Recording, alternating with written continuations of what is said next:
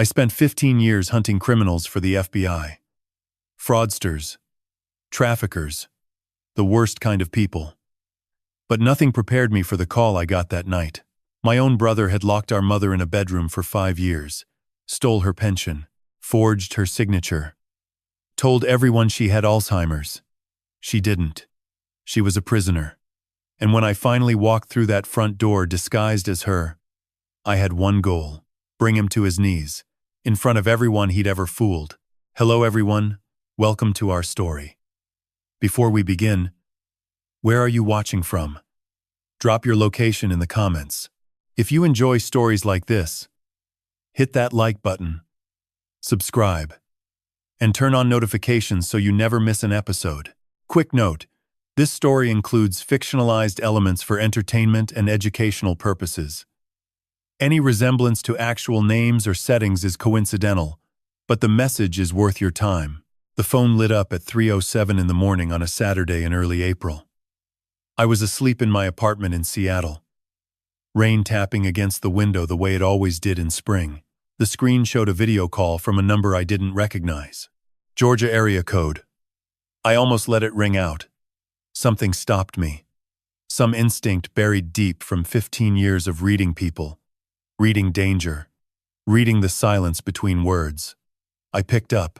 A face filled the screen. Small, young, brown hair falling across wide eyes that darted left and right like she was afraid of being caught. She couldn't have been more than 12 years old. Aunt Diana? Her voice was barely a whisper. I sat up in bed. My chest tightened. I knew that face. I hadn't seen it in 5 years, but I knew it the way you know your own blood. Mia. My brother Ryan's daughter. The last time I'd seen her, she was 7, sitting on my mother's lap eating peach cobbler on the porch of the house my mother built with her own hands. Mia. What's wrong? Why are you calling at 3 in the morning? She pressed the phone closer to her face. I could see she was hiding somewhere small and dark. A closet, maybe. Clothes hanging above her head. Her breath came fast and shallow. It's Grandma, she said. Daddy locked her in her room. She can't get out. She's been in there since Christmas. Since Christmas. 5 years ago. The words hit me like a fist to the sternum. I swung my legs off the bed. My feet hit the cold floor. My mind was already racing, already sorting, already doing what 15 years at the Bureau had trained it to do. Assess. Prioritize. Act. What do you mean locked her in? Mia. Slow down. Tell me exactly what's happening. She swallowed. I could see tears building, but she held them back. Brave. So brave for 12 years old. Daddy put a lock on the outside of Grandma's door. The room upstairs. She can't come out. He brings her food sometimes, but not every day. She's really thin, Aunt Diana. Really thin. And he tells everyone at church that she has Alzheimer's. That she doesn't know anyone anymore. But she does. She knows me. She talks to me when I sneak up there. She's not crazy. She's just trapped. My hand gripped the phone so hard the case creaked. 5 years. My mother had been locked in a room in her own house for 5 years. The house she built in 1985 when she was 31 years old and had nothing but a sewing machine and 2 kids and a will that could bend steel. The house at 1847 Magnolia Lane that she'd renovated room by room with her own hands while working double shifts hemming dresses and tailoring suits. That house was her life's work, her legacy. And my brother had turned it into her prison. Mia, I said, keeping my voice steady. Calm. The voice I used when a witness was falling apart and I needed them to hold on just a little longer. Is your grandmother awake right now? Can you show me? Mia nodded.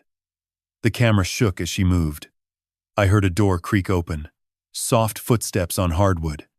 Then stairs. Each step careful, deliberate, avoiding the ones that squeaked. This child had done this before. Many times. The camera tilted. A hallway. Dark. Then a door. Closed. A deadbolt on the outside.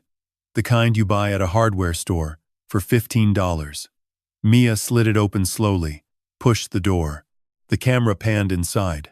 My mother, Patricia Holloway, 71 years old. The woman who raised me. The woman who taught me that strength wasn't about size or volume. It was about showing up every single day when the world gave you nothing. She was sitting on the edge of a narrow bed in a room lit by a single lamp. Her hair was gray and thin, uncombed. Her face was gaunt, hollowed out, cheekbones too sharp under skin that looked like paper. She wore a faded nightgown that hung off her shoulders like it belonged to someone twice her size. But her eyes were clear, sharp, aware. There was no confusion in those eyes. No fog, no Alzheimer's, just exhaustion. And something else. Something I recognized because I'd seen it in the eyes of every victim I'd ever fought for. A caged animal waiting for someone to open the door. She looked at the camera. At me. And her lips trembled. "Diana," she whispered. "Baby, is that you?" "I'm here, Mom. I'm right here." She pressed her hand against her mouth. Tears spilled down her hollow cheeks. She didn't make a sound. 5 years of silence had taught her how to cry without being heard. "He took everything," she said. "Everything. Diana, I can't leave. I can't call anyone. He changed the number, took my phone, told everyone I lost my mind. Nobody comes anymore. Nobody checks. I'm in here alone every day, and I thought nobody would ever come." My vision blurred. I blinked it clear. "Not now. I couldn't break now. I'm coming, Mom. I'm coming tomorrow. Do you hear me? Tomorrow." She nodded. Mia stepped closer to the bed. My mother wrapped one thin arm around her granddaughter and held her close. The two of them, in that dark room, the old woman and the child. The only two people in that house with any humanity left. "Mia," I said, "you need to go back to bed. Don't let your father know you called me. Can you do that?" She nodded. "I can. You're the bravest person I know, Mia." "I mean that." She almost smiled. Almost. The call ended. The screen went dark. I sat in my apartment in Seattle, staring at the black rectangle in my hands. Rain on the window. The city asleep below. And 1,800 miles east, my mother was locked in a room in her own house by her own son. Starving. Alone. Erased. From the world. I opened my laptop. Pulled up flights. Seattle to Savannah. First available. 6:15 in the morning. 3 hours from now. I booked it. One way. Then I stood up and walked to the closet. In the back, behind winter coats and boxes of old case files, I kept a black duffel bag. 15 years of FBI work teaches you to be ready. Button cameras. Voice recorder. USB drives. Lockpicks. $10,000 in cash. A burner phone. And a file I'd kept updated every year. Documents. Records. My mother's signatures from old letters. Proof of her identity. Proof of her competence. Proof that Patricia Holloway was not, and had never been incapacitated. I packed the bag. Made coffee. Drank it standing at the window. Watching the rain. 6 hours. In 6 hours, I'd be in Savannah. In 6 hours, I'd see the house my mother built. And Ryan had no idea I was coming. The plane lifted off SeaTac at 6:22 in the morning. I sat in seat 14A, window, watching Seattle shrink below me. The rain had stopped. The city was gray and flat, under a blanket of clouds. I pressed my forehead against the cold glass and closed my eyes. 5 years. How do you lose your mother for 5 years and not know it? I'll tell you how. You trust the wrong person. You believe the lie, because the truth is too ugly to imagine. And by the time you realize what happened, the damage is done. The last time I spoke to my mother was November of 2020. I remember the date because it was 2 days before Thanksgiving. I'd called the house number. The same number that had been attached to 1847 Magnolia Lane since 1986. It rang 4 times. Then Ryan picked up. "Hey, Dee." His voice was smooth, casual. The same voice he'd used his whole life to make everything sound fine when nothing was. "I want to talk to Mom. I'm flying in for Thanksgiving. Want to surprise her." A pause. Too long. Then he cleared his throat. "Yeah, about that. Mom's not doing great, Diana. She's been having episodes. Memory stuff. The doctor says it's early-stage Alzheimer's. She doesn't always know who people are." My stomach dropped. "What? Since when?" "Started a few months ago. She gets confused, agitated. The doctor said, stress makes it worse. So we're keeping things quiet. Low stimulation. I'm handling it. Let me talk to her. She's sleeping right now. She sleeps a lot these days. Listen, Di. I think maybe hold off on the visit. It might upset her. She had a bad episode last week. Didn't recognize Courtney. Started screaming. It was rough. I sat there in my apartment gripping the phone. Something felt wrong. A tickle at the base of my skull. The same feeling I got in the field when a suspect was lying, but the story was too smooth to pick apart without evidence. "Ryan, she's my mother. I want to see her. And I'm telling you, it's not a good idea right now. Give it a few months. Let the medication stabilize. I'll keep you updated." He didn't keep me updated. I called back 2 weeks later. The number was disconnected. I tried Ryan's cell. Voicemail. I sent emails. No response. I called again from a different number 3 months later. A woman answered. "Courtney, Ryan's wife." "Oh, Diana." "Yeah, Patricia's not doing well at all. She doesn't even come downstairs anymore. Ryan handles everything. You know how he is. Such a good son. Such a good son." The words made me sick now. 30,000 feet above the earth, rocketing toward the truth at 500 miles per hour. I tried 6 more times over the next year. Every attempt was blocked, deflected. Ryan changed his cell number twice. Courtney stopped answering. I sent letters to the house. No reply. I even called the Millbrook police once. Asked for a wellness check. They went to the door. Ryan answered in a cardigan and slippers, invited them in for sweet tea. Showed them a doctor's note from a man named Dr. Raymond Franklin stating that Patricia Holloway suffered from advanced Alzheimer's and was under the full-time care of her son. The officers left satisfied. Case closed. No follow-up needed. I blamed myself for years. Told myself I should have done more. Should have driven down there myself. Should have pushed harder. But I was in the middle of a massive fraud case in Portland. 14-hour days, weekends buried in depositions.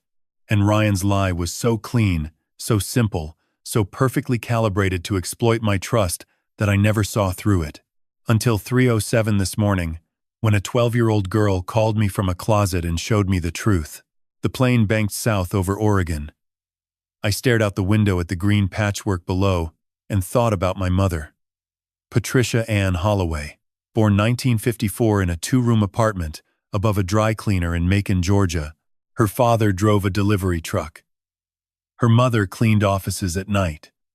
Patricia learned to sew at 9 years old because her mother couldn't afford new clothes for 3 kids. By 16, she was hemming prom dresses for pocket money. By 20, she was married to my father. By 24, she had 2 children, me and Ryan. My father left when I was 6, and Ryan was 4. Walked out on a Tuesday morning and never came back. No note. No alimony. No child support. Just gone.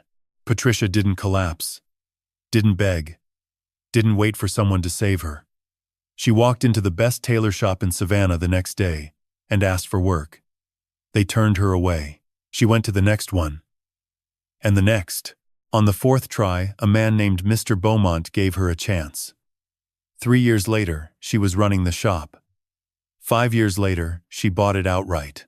By 1985, she'd saved enough to buy a plot of land on Magnolia Lane.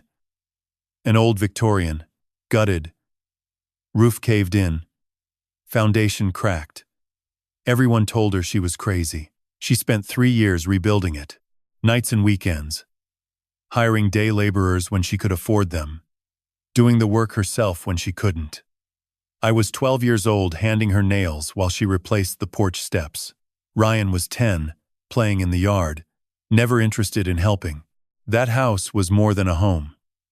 It was proof that Patricia Holloway could build something from nothing, that a woman abandoned with 2 kids and no money could create a life worth living through pure, stubborn will. And now her son had turned it into a cage. I thought about the cases I'd worked at the bureau. Elder abuse, financial exploitation, isolation tactics. The playbook was always the same. Remove the victim's communication, control their finances, convince the outside world they're incompetent, create dependency, then bleed them dry. Ryan had followed it step by step. Changed the phone number, took over the email, got a doctor to write a fake diagnosis, told the neighbors, the church, the police that his mother had lost her mind, cut off every line to the outside world until Patricia Holloway ceased to exist as a person, became nothing more than a source of income, a pension check, a social security deposit, a piece of land waiting to be sold. I'd spent 15 years catching predators exactly like this. Strangers who preyed on the elderly, caregivers who exploited their patients, scam artists who stole life savings through fake charities and forged documents. But I'd never imagined the worst one would be my own brother. The captain announced our descent into Savannah. I pulled my seatbelt tight, looked out the window at Georgia, spreading below me, green and gold under the morning sun, Spanish moss hanging from live oaks, the Savannah River curving silver through the city. I'd left this place 15 years ago to join the bureau. Left my mother in a house she'd built with her own hands, surrounded by neighbors who loved her. In a community she'd served for decades. I thought she was safe. I thought Ryan, for all his faults, would at least keep her safe. I was wrong about a lot of things. But I wasn't wrong about what I was going to do next. The wheels touched down. The plane rolled to a stop. I grabbed my duffel from the overhead bin, slung it over my shoulder, and walked off that plane with one thought in my head. I was going to get my mother out. I was going to expose my brother. And I was going to make sure he never hurt anyone again. The Georgia heat hit me the moment I stepped outside. Thick, humid, carrying the smell of magnolia and salt air. It smelled like childhood. It smelled like home. And somewhere across this city, my mother was locked in a room waiting for someone to come. I was here now. And Ryan had no idea what was about to walk through his front door. The taxi dropped me at 412 Wisteria Court, a small, yellow bungalow 3 blocks south of Magnolia Lane.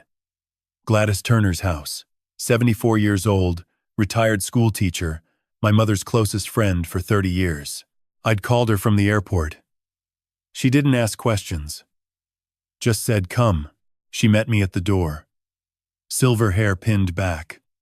Floral house address. Worry carved deep into her face. "She's in the guest room," Gladys said quietly. "Mia brought her over at 4 this morning. Carried her halfway down the block. Patricia could barely walk.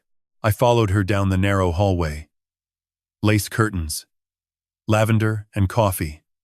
At the end, a door stood open. Warm light spilling through.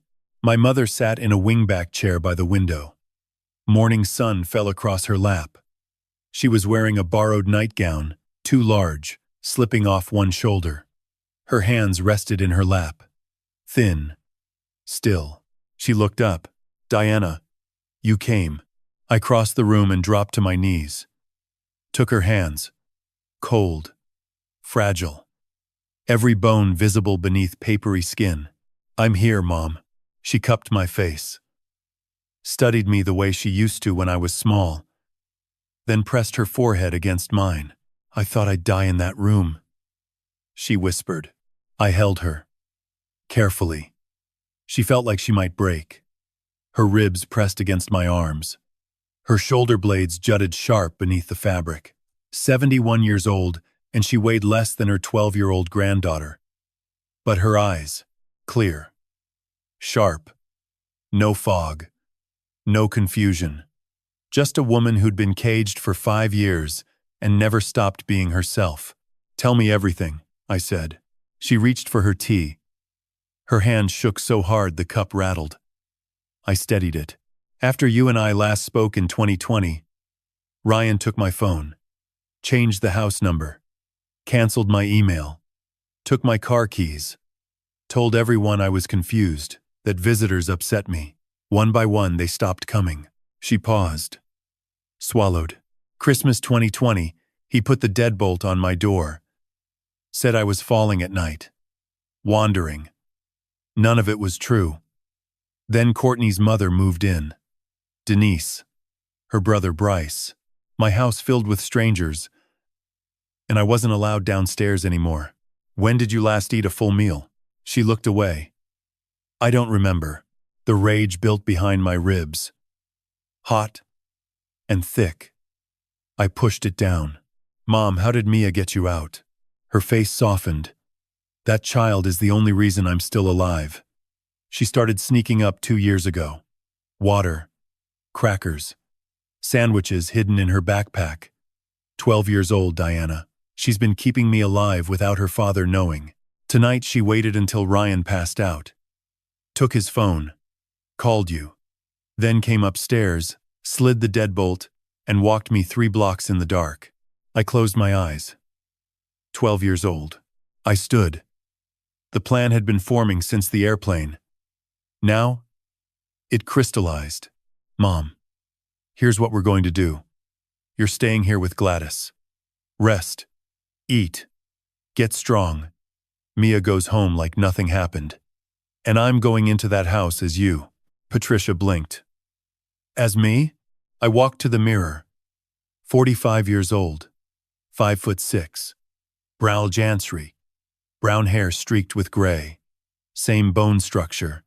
Same cheekbones. Same jawline. People had said it my whole life. "You look just like your mama." "We're the same height," I said. "Same build if I stoop and wear layers. Ryan hasn't looked at you closely in years. You told me he barely enters the room, drops food at the door. With a gray wig, your glasses, a house address. I can pass. You want to live in that room," she said. "Pretend to be me, for as long as it takes to gather evidence. Financial records, recordings, confessions, proof that holds up in court." She shook her head. Not disbelief. "Oh, you'd do that? Mom, you survived 5 years. I can handle 2 weeks." Tears fell down her hollow cheeks. She didn't wipe them. Gladys brought a box. Patricia's clothes Mia had snuck out over months. A floral blouse, gray cardigan, reading glasses, old slippers, and a wig. Silver gray, shoulder length, slightly wavy. I put it on, adjusted, slipped on the glasses, pulled the cardigan tight, rounded my shoulders, dropped my chin, shuffled my feet. I turned to face my mother. She gasped. Hand to her mouth. "Perfect," she whispered. I looked in the mirror. My mother stared back at me. 71. Tired. Beaten. Invisible. I crouched beside her. Took her hand. "I'm getting everything back. The house. The money. Your life. And Ryan is going to answer for every day he stole." She squeezed my hand. "Harder than I expected. Make him pay," she said. "For all of it." I kissed her forehead. Stood. Looked in the mirror one last time. Then I walked out of Gladys Turner's house, into the Savannah morning. 3 blocks north. 1847 Magnolia Lane. The house my mother built with her bare hands 40 years ago. The house her son turned into a prison. I was walking in as Patricia Holloway. And Ryan would never see me coming. 1847 Magnolia Lane looked nothing like I remembered. The porch my mother rebuilt in 1992 was sagging under the weight of empty beer cans and plastic lawn chairs. The azaleas she'd planted along the walkway were dead, brown husks in cracked soil. A crack ran up the left side of the front wall like a scar. The mailbox hung sideways, stuffed with uncollected flyers turning yellow in the sun. This was her masterpiece. The house she built from a gutted shell with her own 2 hands, and they'd let it rot. I climbed the porch steps slowly. Stooped. Shuffled. Every movement deliberate. I was not Diana Holloway, former FBI, 45 years old, with a straight spine and sharp eyes. I was Patricia Holloway, 71, frail, broken, a woman who'd forgotten how to fight. The front door was unlocked. It didn't need to be. The prison was upstairs. I stepped inside. The air hit me first. Stale. Smoke. Grease. The sour smell of garbage left too long.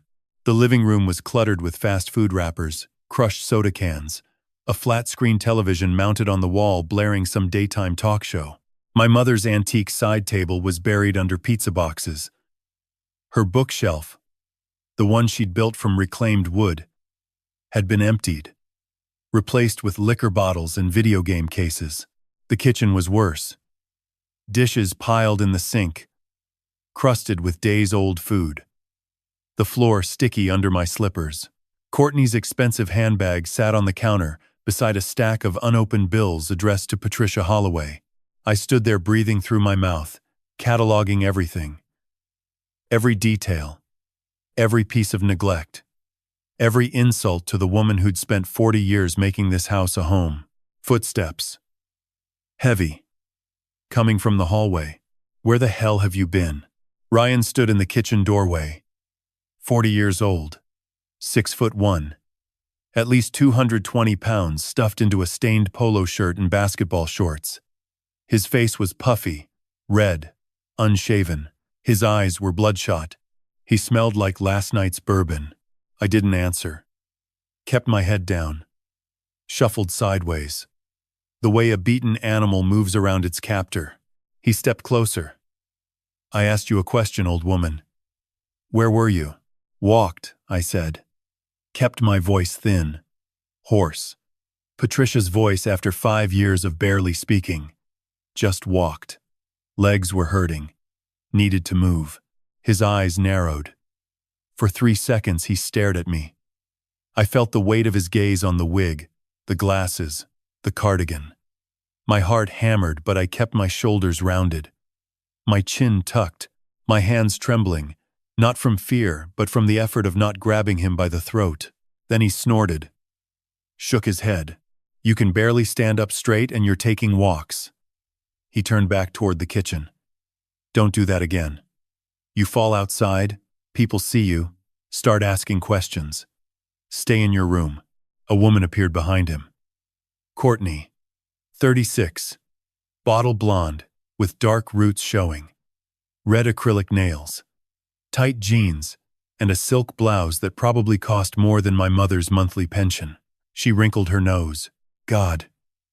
She smells like outside. Don't let her sit on the furniture. From the living room couch. A voice. Denise. Courtney's mother. 62. Gray hair pulled into a bun. Watching television with a glass of wine in her hand at 10 in the morning. Ryan. Make sure she takes her pills today. She was loud yesterday. Pills. The sedatives my mother told me about. The ones they crushed into her food to keep her quiet. A younger man drifted in from the garage. Bryce. Courtney's brother. 33. Tank top. Baseball cap backwards. Phone in one hand. Energy drink in the other. He glanced at me and looked away like I was furniture. Less than furniture. Like I was nothing. 4 of them. 4 parasites living in my mother's house, eating her food, spending her money, and treating her like an animal they couldn't be bothered to put down. Then I saw her. At the top of the stairs. Mia. She stood on the landing, one hand on the banister, backpack over her shoulder. Ready for school. Her eyes met mine. She didn't smile, didn't react, but I saw it. The flicker of recognition, the slight widening of her pupils. She knew. And she was smart enough to say nothing. Ryan grabbed my arm. Not gentle. Fingers digging in. Upstairs. Now. And don't come down. Until I say so. He marched me up the stairs. Past Mia, who pressed herself flat against the wall to let us pass. Past the bathroom, with its locked medicine cabinet. Past the master bedroom, door open, king-sized bed, new sheets, my mother's old quilt crumpled on the floor like a rag. At the end of the hall, the last door, my mother's sewing room. The room where she'd made prom dresses and wedding gowns and christening outfits for every baby in the neighborhood. Now stripped bare. A narrow bed. A plastic water bottle. A bucket in the corner. Ryan pushed me inside. I stumbled. Caught myself on the bed frame. Stay, he said. Like I was a dog. The door closed. I heard the deadbolt slide home from the outside. Then, his footsteps retreating. Down the stairs. Back to his television.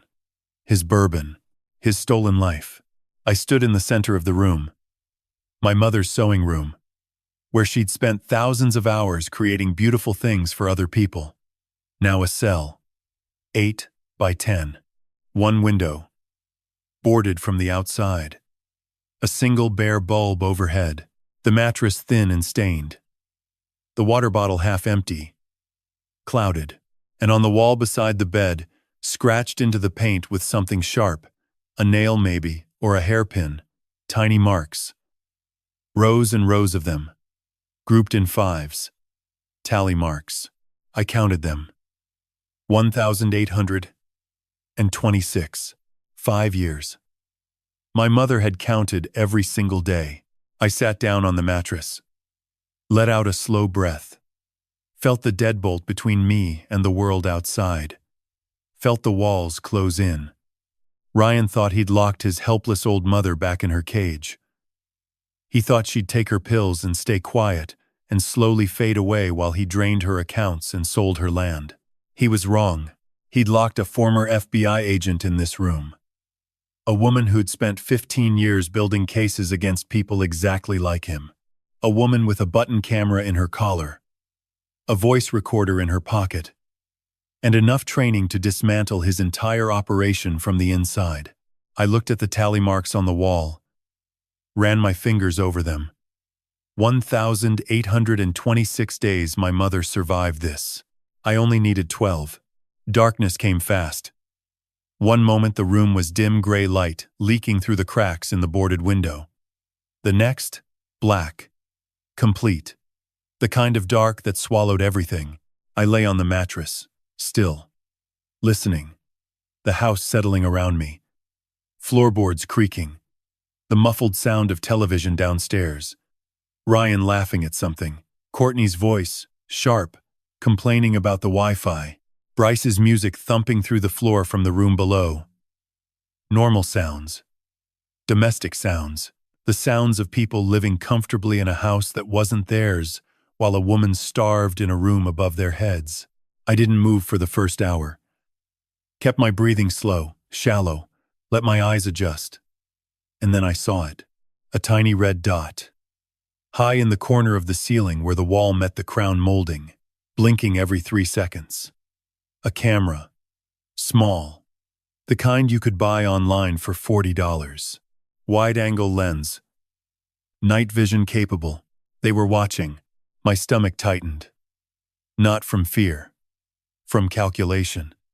A camera meant someone was monitoring this room. Probably not live. Probably recorded and checked periodically. Ryan was too lazy for constant surveillance. But it meant I had to be Patricia every second I was in here. No stretching my back straight. No pacing with purpose. No examining the room with the methodical eye of an investigator. I was a 71-year-old woman with Alzheimer's. Confused. Passive. Defeated. I curled onto my side. Faced the wall. Let my shoulders slump. Let my breathing go ragged. Performed helplessness for the blinking red eye in the corner. Around 9. Footsteps on the stairs. Heavy. Ryan. The deadbolt slid open. The door cracked. A hand reached in and set something on the floor. A plastic bowl. A spoon. A piece of bread. Eat, he said. Door closed. Bolt. Slid home. I waited 30 seconds. Then I moved to the bowl. Knelt down. Oatmeal. Gray. Cold. Clumped. I brought it close to my nose. Sniffed carefully. Beneath the stale grain smell, something else. Faint. Bitter. Metallic. I knew that smell. Crushed benzodiazepines. Sedatives ground into powder and stirred into food. I'd seen it in 3 separate elder abuse cases during my time at the Bureau. Same method. Same bitter undertone. Same goal. Keep the victim docile. Confused. Easy to control. I pretended to eat. Lifted the spoon to my mouth. Let the oatmeal touch my lips. Smeared some on my chin for the camera. Then I turned my back to the lens and quietly spat everything into the bread. Wrapped it tight. Slid it under the mattress. Evidence. Sample 1. I lay back down. Closed my eyes. Let my body go limp for the camera. Inside. My mind was running calculations. Sedatives. Daily for 5 years. That explained the weight loss. The confusion, Ryan claimed. The reason my mother's voice on the phone had been slow, slurred when the police came for the wellness check. She wasn't losing her mind. She was being drugged. The house went quiet around 11. Television off. Doors closing. Ryan's heavy footsteps on the stairs, past my door, into the master bedroom at the other end of the hall. Bed springs creaking. Then silence. I waited. Counted to 600. 10 minutes of absolute stillness. Then I heard it. Soft. Barely there. Footsteps outside my door. Light. Careful. A child's feet on hardwood. 3 gentle taps on the door. A pause. Then, a whisper. It's me. Mia. I moved to the door. Pressed my mouth close to the gap at the bottom. I'm here, sweetheart. The deadbolt slid open. Slow. Quiet. She'd learned how to do it without sound. The door opened 2 inches. I saw half her face in the hallway darkness.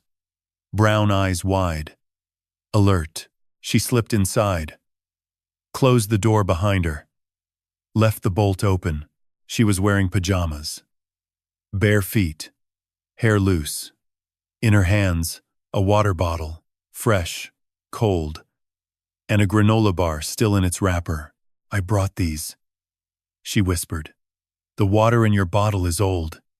Daddy never changes it. I took them. Thank you, Mia. She sat cross-legged on the floor beside the mattress, looking up at me in the dark. The camera's red dot blinked above us. I positioned myself between Mia and the lens, blocked her from view. Aunt Diana, she said, voice barely audible. Are you okay? I'm fine, are you? Did anyone see you come up? She shook her head. Daddy's asleep. He drank a lot tonight. Courtney's in their room. Denise went to bed early. Bryce is in the basement, playing video games with headphones on. No one checks. Smart girl. She'd mapped their patterns. Knew exactly when it was safe. Mia, I said. I need you to tell me what happens here every day. The routine. Everything. She nodded. Pulled her knees to her chest. Daddy wakes up around 9. Sometimes 10 if he was drinking. He goes downstairs, makes coffee, watches TV. Courtney sleeps until 11. Denise drinks wine and watches cooking shows all day. Bryce stays in the basement or the garage. And Grandma? What was the routine for her? 1 meal a day. Sometimes breakfast, sometimes dinner. Never both. Always oatmeal or soup. He put something in it. I watched him once. He crushed a white pill and stirred it in. Grandma was always sleepy after she ate. My jaw tightened. What about the camera? He checks it on his phone. But not all the time. Maybe twice a day. Morning and night. If Grandma's lying in bed, he doesn't look long. Does anyone else come to this room? Nobody. Just Daddy. And me, when I sneak up. She paused. Bit her lip. Then spoke again. Quieter. Daddy tells everyone at church that Grandma has Alzheimer's. Every Sunday, he stands up during prayer requests and asks people to pray for her. They bring casseroles, cards. The pastor came once last year. Daddy met him at the door, said Grandma was having a bad day. Couldn't have visitors. She looked at me. Her eyes steady. Too steady for 12 years old. They all believe him. The whole town. They think he's a hero for taking care of her. They call him a blessing. I felt something cold settle in my chest. Not anger. Something deeper. The same feeling I got when I was building a case against someone who'd fooled everyone. The righteous certainty that the mask would come off. That the truth would find daylight. Sunday. I said quietly. When does your father go to church? Every Sunday. 8:45. Doesn't get back until 11. 2 hours. 2 hours with the house empty. Thank you, Mia. You need to go back to bed now. Be careful. She stood. Reached for the door. Then turned back. Aunt Diana? Is Grandma safe? She's safe. She's resting. Getting strong. And soon, this will all be over. Mia nodded. Then she slipped out. The deadbolt slid home behind her. Her footsteps faded down the hall. I sat in the dark. Camera blinking above me. The granola bar untouched in my hand. Sunday was coming. Ryan would go to church like the good Christian son he pretended to be. The house would be empty, and I was going to find everything he was hiding. Sunday morning. 8:45. I heard Ryan's truck rumble to life in the driveway. The engine revved once. Gravel crunched under tires. Then the sound faded down Magnolia Lane until there was nothing left but birdsong and the distant hum of a lawnmower. I waited. Counted to 120. 2 minutes of silence. No footsteps. No voices. Then I heard Courtney's car start. She was going with him. Good. That left Denise and Bryce. Denise would be asleep until noon. Bryce was in the basement. His routine never changed. Before 11, I had 2 hours. I pulled the bobby pin from my hair. The same one I'd palmed from Mia's backpack 2 days ago. I'd practiced on the deadbolt in the dark. Felt the mechanism. Learned its shape. FBI training didn't go away just because you retired. I slid the pin into the lock. Felt for the tumbler. Applied pressure. Twisted. The bolt clicked open. In 8 seconds, I eased the door open. Peered into the hallway. Empty. Dim. The morning light barely reached this far back in the house. I slipped out. Closed the door behind me. Left it looking locked from the outside. Barefoot on the hardwood. Silent. Each step placed on the edge of the board where creaking was least likely. Past the bathroom. Past the master bedroom. Door closed. Denise snoring behind it. Down the stairs. One at a time, avoiding the third step and the seventh. Both groaned under weight. I'd mapped them by sound over 3 nights of listening. The ground floor was empty. Television off. Kitchen quiet. The smell of stale coffee and burned toast. Ryan's office was the converted den at the back of the house. The room my mother used to call the reading room, where she'd sit in her armchair on winter evenings with a cup of tea and a novel. Now the door was closed. A cheap combination padlock on the handle. 4 digits. I pulled out the burner phone. Opened the Notes app where I'd recorded everything Mia told me. Ryan's passwords. All the same pattern. Mia's birthday. April 15th, 2013. 0415. I dialed the combination. The lock popped open. Inside, the room smelled like cigarettes and old paper. A desk against the wall. Cheap. Particle board. Stacked with folders, envelopes, loose papers. A laptop sat open in the center, screen dark. A filing cabinet in the corner. A small safe on the floor beside it. Black, digital keypad. I touched the laptop trackpad. The screen lit up. Password prompt. I typed 04152013. Mia's full birthday. The desktop appeared. My daughter's birthday. The password to everything he owned was his daughter's birthday. The same daughter he hit. The same daughter he planned to abandon. Something twisted in my gut. I opened the file explorer. Dozens of folders. I started with the one labeled Legal. First file. Power of attorney. Dated March 2021. 3 months after the deadbolt went on. I recognized the format. Standard Georgia POA form. But the signature at the bottom made my blood pressure spike. Patricia A. Holloway. Shaky. Uneven. Nothing like my mother's actual handwriting. I'd seen her sign 1,000 documents. Her script was neat. Precise. Controlled. This looked like someone had guided a drugged woman's hand across the page. Or forged it outright. I pulled the button camera from inside my cardigan. Clicked a photo. Then another. Close up on the signature. The date. The notary stamp. Next folder. Finances. I opened it. And the screen filled with spreadsheets. Bank statements. Wells Fargo. Account holder. Patricia A. Holloway. Monthly deposits, $3,200. $2,000 pension, $1,200 Social Security. Every single month for 5 years. And every single month, a transfer out. Same amount. Same destination. Account ending in 7743. Ryan D. Holloway. I scrolled back. January 2021. The month the deadbolt went on. That's when the transfers started. Every month since. 60 months. 3,200 times 60. $192,000. Ryan had stolen $192,000 from his own mother's pension and Social Security. While she starved in a room upstairs eating drugged oatmeal once a day, I took photos. Every page. Every statement.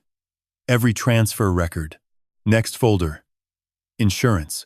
One file inside. Life insurance policy. Issued December 2023. Carrier. Southern Heritage Life. Policyholder. Patricia A. Holloway. Beneficiary. Ryan D. Holloway. Death benefit, $600,000. He'd taken out a $600,000 life insurance policy on his mother 2 years ago, while she was locked in a room, while he was drugging her food, while he was starving her. I stared at the screen, the pieces clicking together in my head the way they always did when a case was coming into focus. The POA gave him control. The bank transfers funded his lifestyle. The insurance policy was the endgame. When Patricia finally died, weakened, malnourished, sedated into oblivion, Ryan would collect $600,000. No questions. No autopsy. Just a sad old woman with Alzheimer's who finally gave out. Except she didn't have Alzheimer's. She was being murdered. Slowly. Quietly. One drugged bowl of oatmeal at a time. I photographed the policy. Every page. The application. The beneficiary designation.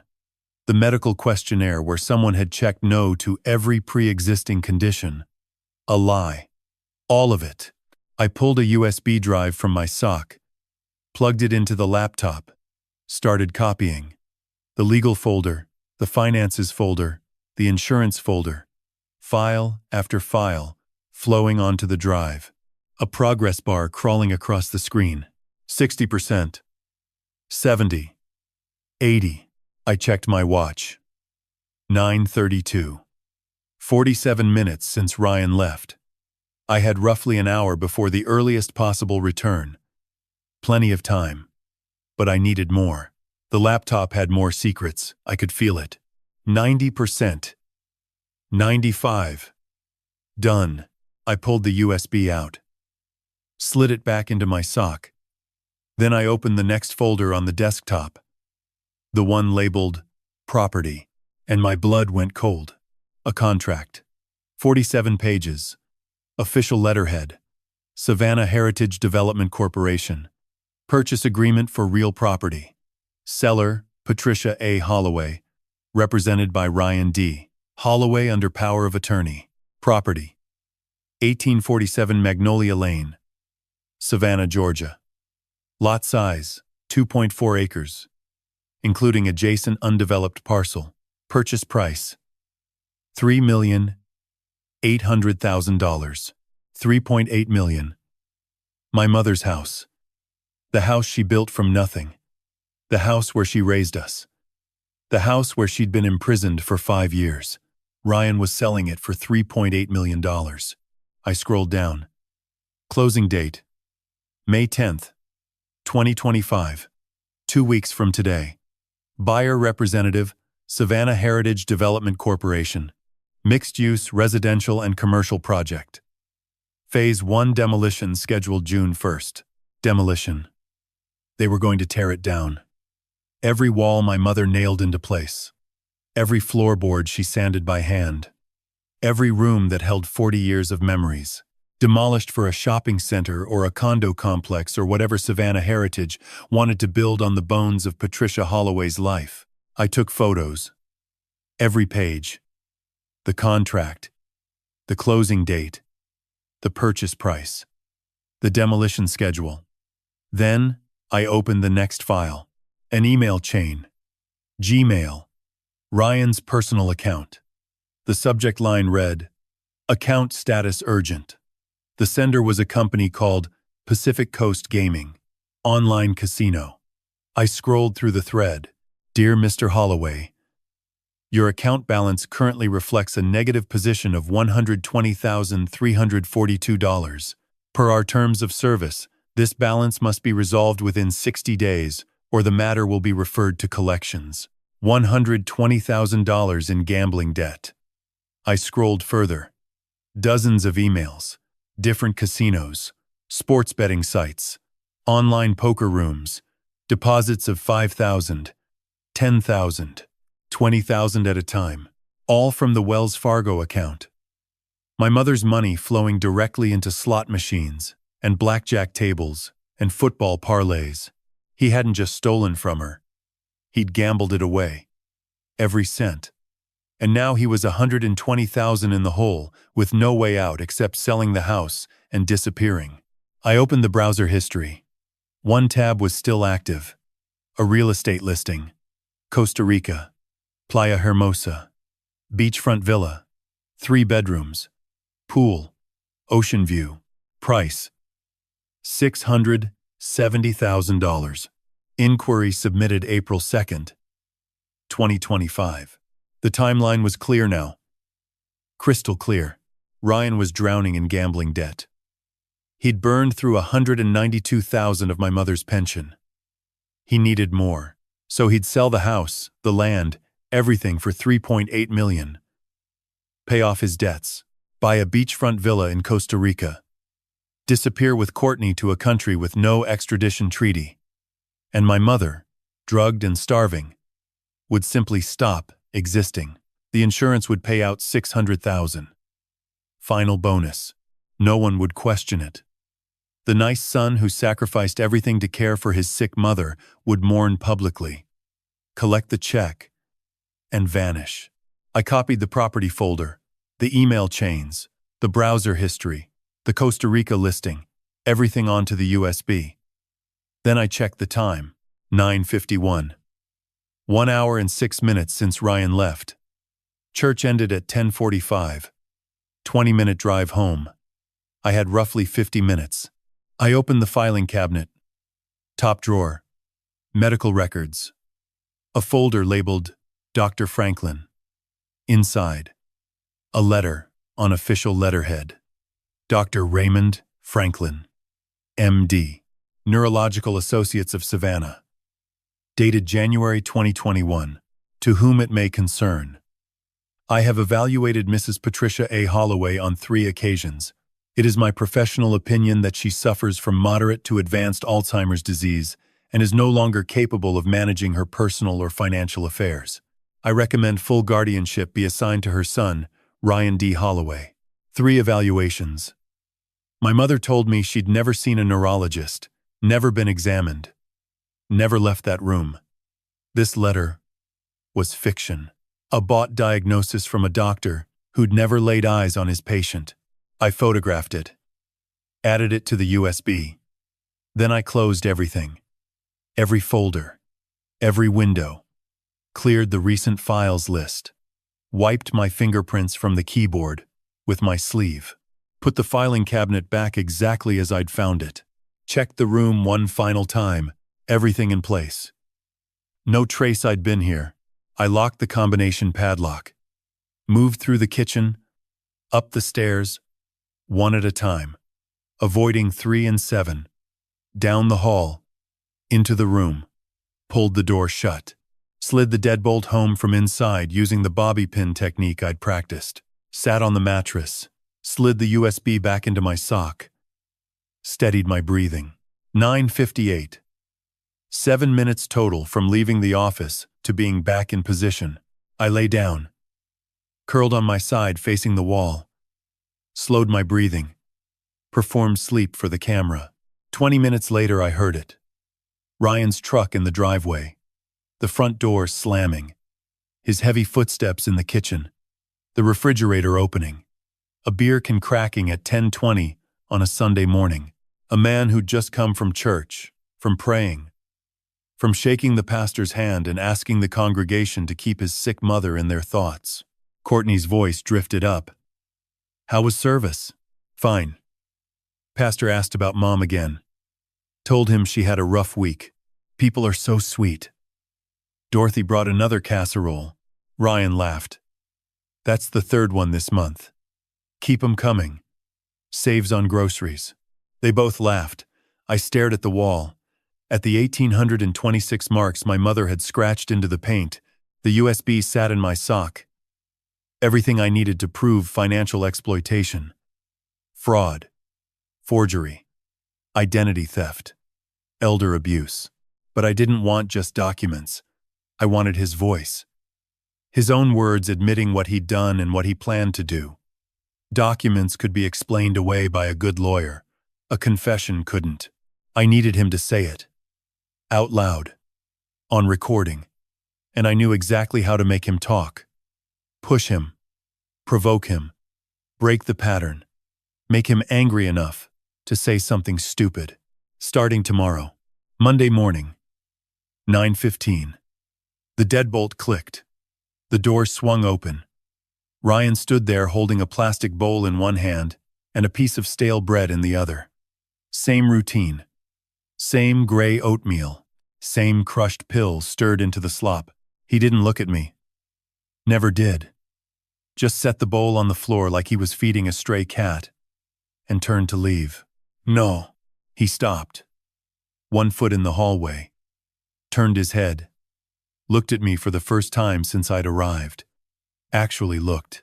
What did you say? I sat on the edge of the mattress. Back straight. Chin level. Not Patricia's posture.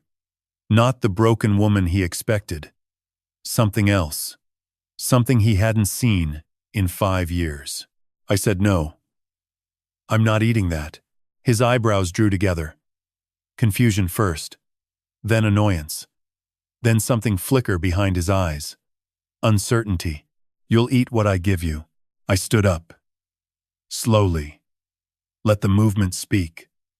Let the silence fill the space between us. I want to eat at the table. Downstairs.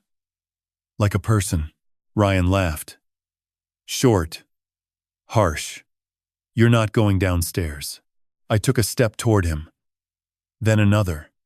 He didn't move, but his body shifted. Weight transferring to his back foot. Subtle. Unconscious. The body language of a man whose authority had never been challenged in this house. Not in 5 years. I'm going downstairs, I said. My voice was Patricia's register. Thin. Old. But the tone was different. There was steel in it. A blade, wrapped in tissue paper. And I'm going to eat at my table. In my kitchen. In my house. His jaw tightened. His nostrils flared. For 3 seconds he stared at me. I could see him calculating. Was this a symptom? Was the medication wearing off? Was she finally losing her mind completely? That would be the easy explanation. The one he'd reach for first. Fine, he said through his teeth. You want to come down? Come down. But you sit, you eat, and you go back up. 10 minutes. That's it. He turned. Walked down the stairs. I followed. Barefoot. Shuffling just enough for the performance. But my spine was straight. My shoulders back. A small rebellion. The kind that was impossible to name but impossible to ignore. The kitchen was full.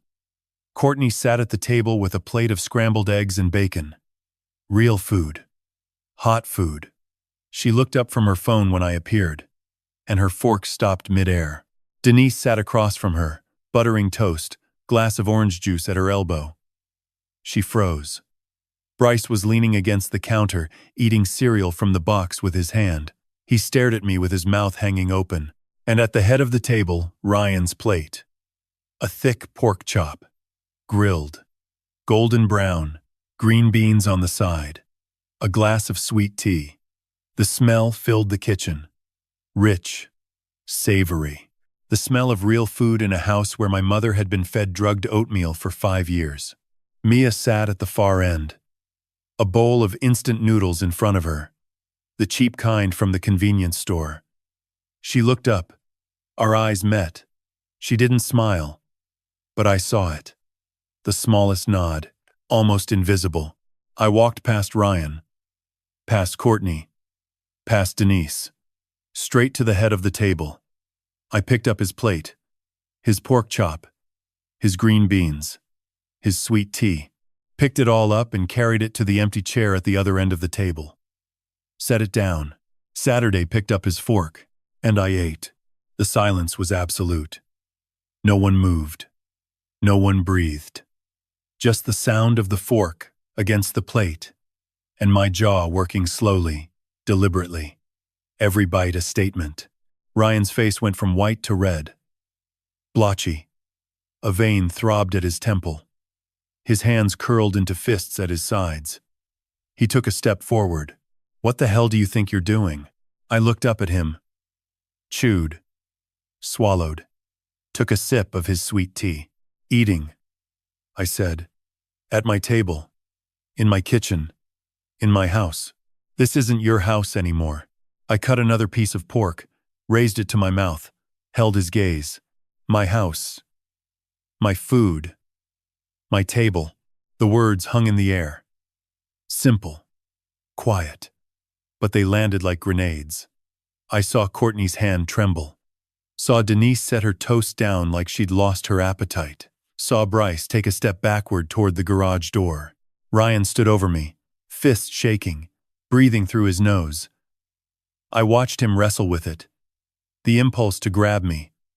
Hit me. Throw me back upstairs. But there were witnesses. His wife, his mother-in-law, his daughter watching from the end of the table with those clear, steady eyes. He couldn't. Not here. Not now. Not without showing them exactly what he was. His eyes dropped. Just for a second. Down to the floor. Then back up. But it was enough. You've lost your damn mind, he muttered. Turned. Walked out of the kitchen. The back door slammed behind him. Nobody spoke. Courtney stared at her eggs. Denise stared at her toast. Bryce had disappeared entirely. Only Mia was still watching me. And in her eyes, I saw something I hadn't seen since I arrived. Hope. I finished the pork chop. Every bite. Then I stood. Set the plate in the sink. Walked back upstairs. Let them sit with it. Let them wonder what the hell just happened. That night, the house was louder than usual. Doors slamming. Voices rising and falling. I lay on the mattress, eyes closed for the camera, ears wide open. Just after 11, I heard them. Ryan and Courtney. Their bedroom. Voices carrying through the thin walls. "Something's different," Ryan said. His voice was tight, strained. "She's never done that before. 5 years. And she's never come downstairs on her own. Never talked back. Never looked at me like that." Courtney's voice, sharper. "So what? She's old. Maybe the meds are wearing off. Double the dose. It's not just that." Her eyes. Something in her eyes was different today. Like she wasn't scared anymore. A pause. Then Courtney. Quieter. Colder. Then we move faster. "The closing is May 10th. That's 3 weeks. Get her signature by Friday. Or we're screwed. The developer won't wait. Friday." I heard Ryan exhale. "Fine. Friday. I'll get it done. What if she won't sign? She'll sign. She always does what I tell her. Today was a fluke. Tomorrow, she'll be back to normal. And if she's not, then I'll make her normal." Silence. Bed springs creaking. Television clicking on. Volume low. I stared at the ceiling in the dark. Camera blinking red above me. Friday. 4 days. Ryan was going to try to force my mother's signature on a $3.8 million land deal in 4 days. And if I didn't cooperate, he'd make me normal. More drugs. More starvation. Whatever it took. 4 days. That was my window. 4 days to get a confession on recording. 4 days. Until Ryan revealed exactly who he was. I smiled in the dark. Not for the camera. For myself. Tomorrow night I'd get what I needed. Tuesday night. 11:47. The house had been quiet for 20 minutes. Ryan and Courtney had gone to bed at 11. Denise at 10:30. Bryce was in the basement, but I'd heard his music stop 15 minutes ago. The only sound was the old house breathing, pipes ticking, floorboards settling. I sat up on the mattress, reached into the seam of the pillow where I'd hidden the voice recorder. Small, black, 32 gigabytes, 12-hour battery. I'd brought it from Seattle in the duffel bag that now sat locked in the trunk of a rental car parked 2 blocks away at Gladys Turner's house. Mia had smuggled the recorder to me last night, inside a hollowed-out granola bar box. Clever girl. I pressed record. Slid it into the pocket of my cardigan. Then I picked the deadbolt. 8 seconds. Opened the door. Slipped into the hallway. The hall was dark. Moonlight came through the window at the far end, casting a pale rectangle on the hardwood. I moved toward it, past the bathroom, past Mia's room. Door closed. No light underneath. Toward the master bedroom at the front of the house. I could hear them before I reached the door. Not shouting. Talking. Low. Intense. The kind of conversation people have when they think no one can hear. The kind of conversation that happens in the dark. Between 2 people planning something terrible. I pressed my back against the wall. Turned my head. Put my ear 3 inches from the door. Ryan's voice first. Rough. Agitated. 3 weeks, Court. 3 weeks and we're done. May 10th, the closing happens. $3.8 million goes into the account. We pay off the gambling debts, the credit cards, everything. Then we're gone. Courtney. Sharper. More controlled. And the Costa Rica place? Closes May 15th. I already wired the deposit. $670,000. 3 bedrooms. Pool. 50 feet from the ocean. New names. New life. Nobody's going to find us. A pause. I heard bedsheets rustling. Someone shifting position. What about the house? Courtney asked. What about it? Developer tears it down June 1st. We won't be here to see it. And your mother? The silence stretched. 3 seconds. 4. 5. Then Ryan spoke. Lower. Quieter. The voice of a man who'd already made peace with what he was about to say. She won't make it to June. My hands went still against the wall. Every muscle in my body locked. Courtney's voice. Careful. What does that mean, Ryan? It means what it means. She's weak. She barely eats. The medication keeps her sedated. One of these days, she's just going to not wake up. And when that happens, I've got the insurance. $600,000. Southern Heritage Life. Policy's been active for 2 years. Death benefit pays out within 30 days. You're saying she'll just die. I'm saying she's 71 years old, malnourished, on heavy sedatives, and no one has examined her in 5 years. It's not hard to connect the dots. Another pause. Longer this time. And if she doesn't? Courtney asked. If she holds on longer than you think? Then I increase the dosage. Double it. Triple it, if I have to. A woman. Her age. Her condition. It won't take long. A week. Maybe 2. After the closing. Quiet. Clean. Doctor. Franklin already agreed to sign the death certificate. Heart failure. Natural causes. No autopsy. My jaw was clenched so tight my teeth ached. I pressed my palm flat against the wall to stop my hand from shaking. Not fear. Rage. Pure. Undiluted. The kind that burns cold. Courtney spoke again. Softer now. Almost a whisper. What about Mia? The question hung in the air. Ryan exhaled. Long. Slow. She stays with your mother until things cool down. Denise can handle her for a few months. Then maybe we send for her once we're settled. A beat. Or not. 2 words. Flat. Casual. Throwaway.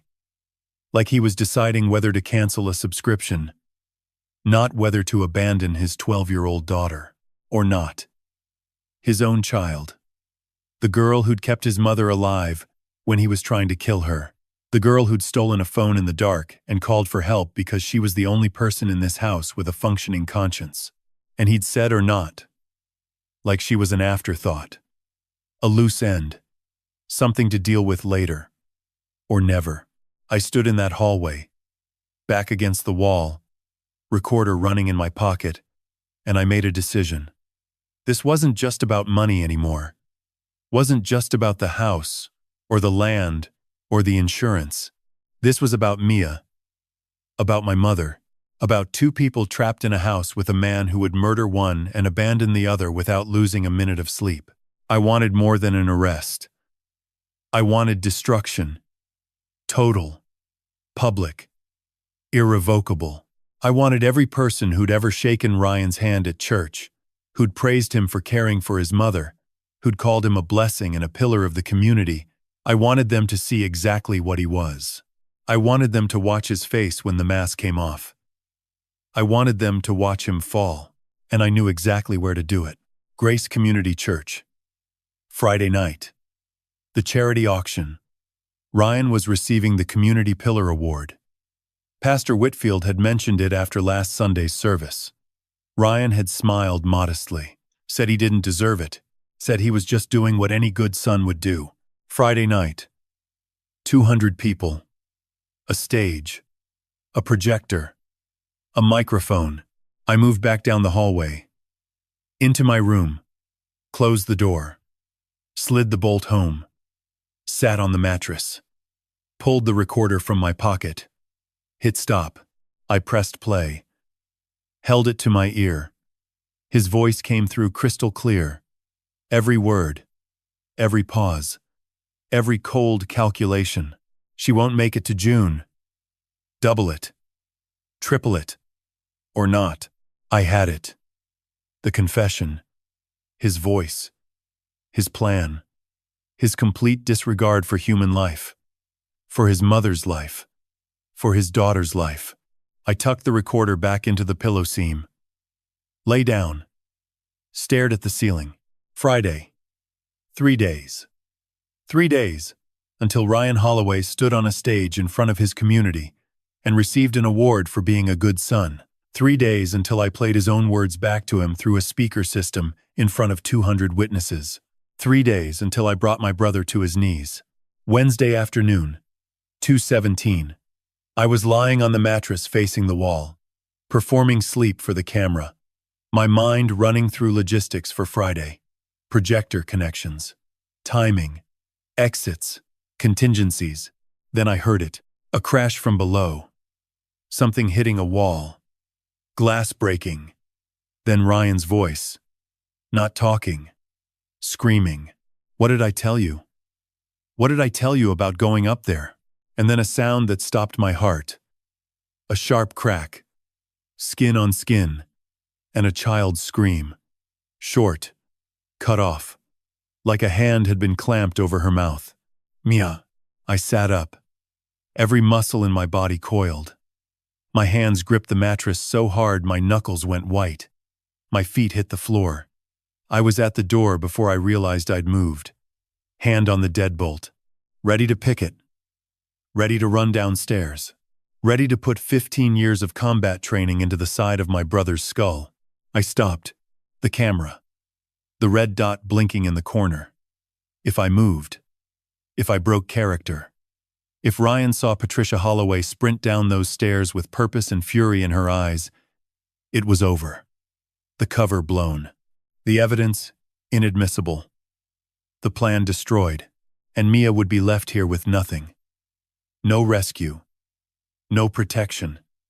No one coming to save her. I stood at the door. Fingers on the deadbolt. Listening. Ryan's voice, muffled but clear. I told you not to go to her room. I told you she doesn't need extra anything. You do what I say in this house. You hear me? You hear me? Mia's voice. Small, broken, sobbing. I'm sorry, Daddy. I'm sorry. I just wanted to bring her water. The bottle was empty. I just wanted another crack. Louder. Shut up. Shut up. You go to your room. You don't come out until tomorrow. And if I catch you near that door again, I'll take every book you own and burn them in the yard. Every single one. Footsteps. Small. Running. A door slamming. Then muffled crying through the ceiling. Mia's room was directly below mine. I could hear every sob, every shaky breath, every whisper she pressed into her pillow so her father wouldn't hear. I sank to the floor, back against the door, pressed my hand over my mouth, bit down on my palm until I tasted copper. Tears burned behind my eyes. I didn't let them fall. Not here. Not with the camera watching. I stayed on that floor for an hour, listening to Mia cry until the sobs turned to hiccups. Then, silence. Then, the soft, steady breathing of a child who'd cried herself to sleep. Below, Ryan was watching television. I could hear him laughing at something. Laughing. While his daughter slept with bruises on her face. While his mother's substitute lay in a cage above his head, counting down the days until his world collapsed. 2 more days. 2 more days and I would end this. That night, 11:30. The house dark. Ryan asleep. I heard it. The soft pad of bare feet. 3 taps on my door. I opened it. Mia slipped inside. And I saw her face. The left side. From cheekbone to jaw. A bruise spreading purple and black across her skin. Her eye was slightly swollen. Her lip split at the corner. She tried to clean it. A smear of dried blood on her chin. 12 years old. 110 pounds. And her father had hit her hard enough to leave marks that would last a week. She looked at me. Didn't cry. She was past crying. Her eyes were dry and hard and old. Too old for 12. He hit me because I brought Grandma extra water, she said. Her voice was flat. Matter of fact. Like she was reporting the weather. The bottle was empty for 2 days.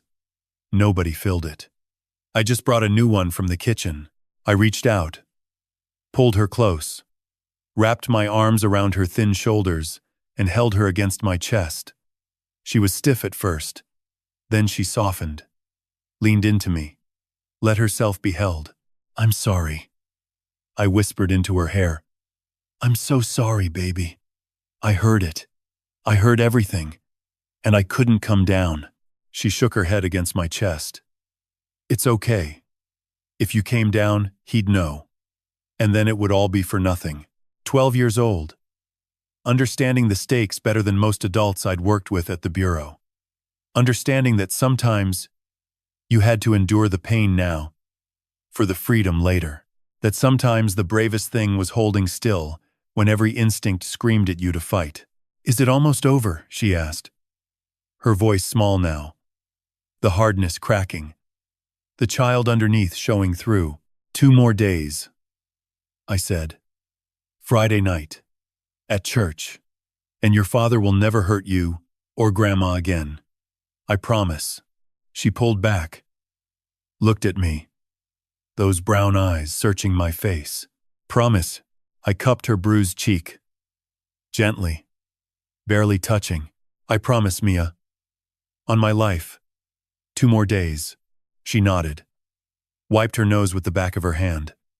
Then she reached into her pajama pocket and pulled out something small. A folded piece of paper. "I drew this," she said. "For Grandma. For when she comes home. Will you give it to her?" I unfolded it. A crayon drawing. A house. Yellow. With flowers in front. 3 stick figures on the porch. A tall one, a medium one, and a small one. Underneath, in careful 12-year-old handwriting, Grandma, Aunt Diana, and me. Our new family. My throat closed. I pressed the drawing against my chest. "I'll give it to her," I said. "She's going to love it." Mia almost smiled. Then she slipped out. Door closing. Deadbolt sliding. Footsteps fading. I sat on the mattress, held the drawing in my hands, stared at it in the dark. 3 stick figures. A yellow house. Our new family. I reached for the burner phone hidden inside the mattress seam. Powered it on. Dialed. Margaret Liu picked up on the second ring. Her voice alert despite the hour. She was expecting this call. "Margaret. It's Diana. What do you have?" "Everything. Confession on recording. Financial records. Forged POA. Fake medical diagnosis. Insurance fraud. And tonight, he hit his 12-year-old daughter hard enough to leave bruises." A sharp intake of breath on the other end. "Friday," I said. "Grace Community Church. Charity auction. 7 p.m. Ryan's receiving a Community Pillar Award. I need you there with police by 7:30. Can you do it? I'll have Detective Cole and 2 units standing by." "You play the recording?" "On the church's speaker system. In front of 200 people." A pause. Then Margaret's voice. Steady. Professional. But underneath it, something harder. Something personal. "You're sure about this?" "Once it plays, there's no going back." I looked at Mia's drawing in my hand. The bruise on her face burned in my memory. The sound of Ryan's hand hitting her small body echoed in my ears. I've never been more sure of anything in my life. Friday. 7:30. We'll be ready. I hung up, slid the phone back into the mattress. Lay down. Closed my eyes. 2 more days. 48 hours. Then Ryan would stand on a stage and hear his own voice confessing everything. Then my mother would walk through those church doors, alive, free, whole. Then the handcuffs would close. 2 more days. I could hold on for 2 more days. For Mia. For my mother. For every mark scratched into that wall. Thursday morning. Ryan left for work at 8:30. Some part-time contracting job he used as a cover for disappearing during the day. Courtney drove Mia to school at 8:45. Denise was asleep. Bryce was in the basement. I picked the deadbolt, walked downstairs, out the back door. Across the yard. Through the gap in the fence my mother had cut 30 years ago as a shortcut to the neighbor's property. 2 blocks south. Into the rental car parked at Gladys Turner's curb.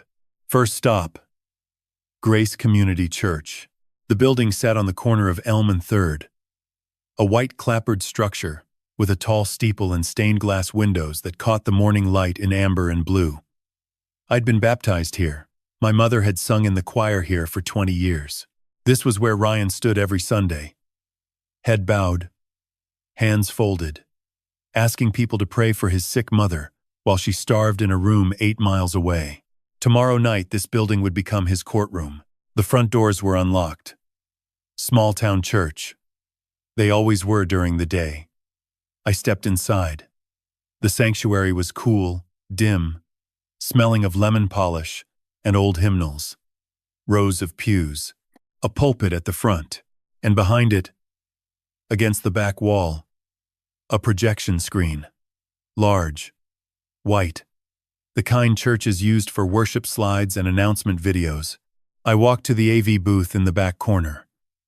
A small desk with a laptop, a soundboard, and a wireless projector remote. The system was simple. Church grade. Laptop connected to projector via HDMI. Speakers wired through the soundboard. Volume controlled by a single slider. I opened the laptop. No password. Of course not. This was a church. I plugged in my USB drive. Opened the audio file. Ryan's voice filled the booth through the headphones I'd connected. She won't make it to June. Double it. Triple it if I have to. Crystal clear. Perfect audio. I tested the projector. The screen lit up white. I loaded a still image, a black screen with white text that I'd prepared on my burner phone and transferred to the USB. The words were simple. The real Ryan Holloway. Listen, I tested the speakers. Volume at 40% filled the empty sanctuary. At 60, it would be impossible to ignore. At 80, it would reach the parking lot. I disconnected everything. Deleted the test files from the laptop's recent history. Slid the USB back into my pocket. Left the church exactly as I'd found it. Tomorrow night at 7:15. After Ryan accepted his award and gave his humble speech about sacrifice and family, I would walk to that booth, plug in the USB, and let his own voice destroy him in front of everyone he'd ever deceived. Second stop. Gladys Turner's house. My mother was in the kitchen when I arrived. Standing. At the stove. Cooking. I stopped in the doorway. Stared. She turned. And I barely recognized her. 10 days of rest. 10 days of real food. 10 days of sleep. Without sedatives. The transformation was remarkable. She'd gained weight. Not much, maybe 8 pounds. But enough that her cheekbones no longer looked like they might slice through her skin. Her hair was clean, brushed, pinned back neatly. She was wearing real clothes, a blue blouse, gray slacks, earrings. But it was her eyes that hit me hardest. 10 days ago they'd been hollow, exhausted. The eyes of a woman who'd accepted she might die alone in a locked room. Now they burned. Fierce. Alive. The eyes of the woman who'd built a house from nothing, who'd raised 2 children alone, who'd survived 5 years of captivity and come out the other side with her mind intact and her spine straight. Diana. She smiled. Come eat. I made shrimp and grits. I sat at Gladys's kitchen table and watched my mother serve me food. Her hands were steady now. No trembling, no hesitation. She moved with purpose, with ownership, like she was remembering what it felt like to be a person.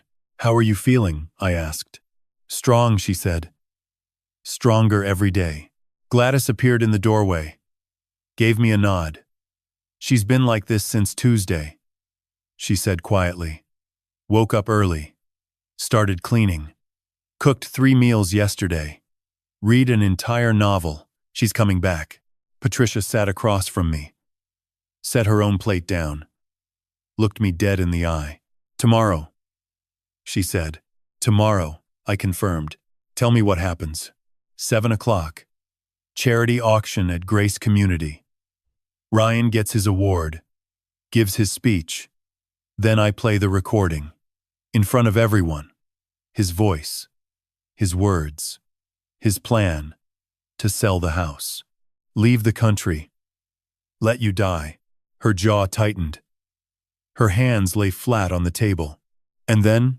She asked. Then I take off the wig. Tell them who I am. And you walk in the front door. Alive. Healthy. No Alzheimer's.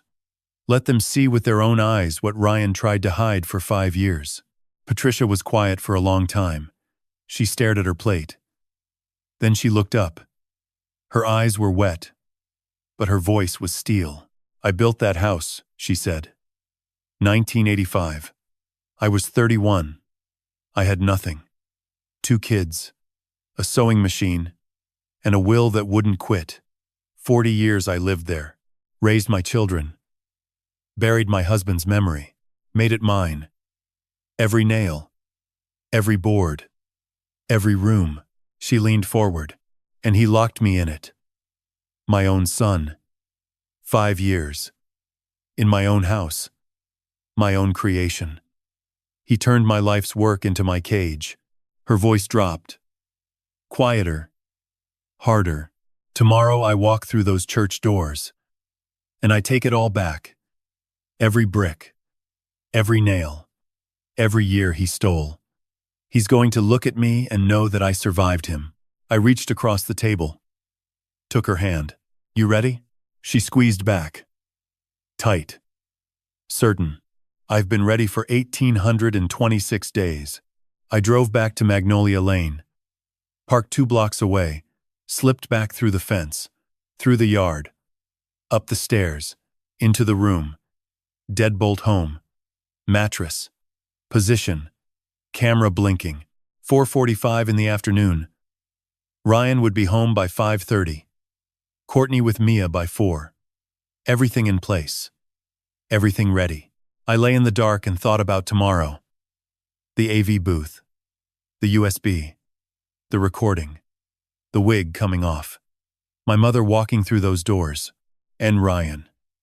On that stage. Hearing his own voice. Watching his mask dissolve in real time. Watching 200 faces turn from admiration to horror. Friday morning. I heard him through the walls. Getting ready. Humming. The sound of an iron on fabric. He was pressing his shirt. His good shirt. Blue button down. The one he wore to impress people. I smiled in the dark. He had no idea he was dressing for his own funeral. Friday afternoon. 3 o'clock. The deadbolt slid open. Ryan walked in holding a manila folder and a black pen. He'd already changed into his blue button-down. Slacks pressed. Belt buckled. Hair combed back with gel. He smelled like cologne. Expensive. The kind you buy for occasions when you want people to admire you. He pulled the chair from the corner. Set it in front of me. Sat down. Crossed one leg over the other. Opened the folder on his knee. Time to sign, Mom. I sat on the edge of the mattress. Hands in my lap. Head slightly bowed. Patricia's posture. Submissive. Compliant. He held out the paper. I recognized it. The same contract I'd photographed in his office 5 days ago.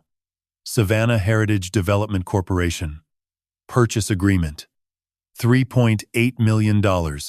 Closing date May 10th. My mother's house. Her land. Her life's work. One signature away from being demolished. Right here, Ryan said. He pointed to the line at the bottom, tapped it with the pen. Just your name. Same as always. Then it's done, and you don't have to worry about any of this anymore. I reached for the pen. Took it. Let my hand tremble. Brought the tip close to the paper. Hovered. What am I signing? I asked. Voice thin. Confused. Patricia. On a bad day. Ryan's jaw tightened. We've been over this. It's for the property. Taxes. Maintenance costs. I'm handling everything. so you don't have to stress. I stared at the paper, let my eyes go slightly unfocused, blinked slowly, playing the part. The medicated woman, the confused mother who trusted her son. I don't understand the words, I said. There's so many pages. Ryan leaned forward. His cologne was strong, suffocating. His voice dropped. That practiced patience he used when he needed something. The same voice he probably used with Dr. Franklin, with the bank, with everyone he manipulated. You don't need to understand it, Mom. You just need to sign. Right here. One line. That's all. I let the pen touch the paper. Made a small mark, then pulled back. Shook my head. I want to sign it later, I said. After what? After your ceremony tonight. At church. I want to be there. I want to see my son honored. His eyes narrowed. He hadn't expected that. For a moment, I saw the calculation behind his irises, the risk assessment, bringing his prisoner to a public event. But then, the vanity kicked in. The ego, the image of himself accepting an award in front of 200 people with his devoted mother, watching from the front row. The perfect optics. The final performance before he disappeared. You want to come to the church? He asked. I nodded. Slowly. Let my eyes get soft. Watery. I want to see you get your award, Ryan. You've worked so hard. Taking care of me. I want to be there. I watched the decision form on his face. Ego versus caution. Image versus risk. It wasn't even close. Ryan had always chosen vanity over sense. Always needed the audience, the applause, the proof that he was the good guy. Fine, he said. You come to church. You sit in the front row. You smile. And after the ceremony, we come home. You sign. And this is done. Understand? I understand. He stood.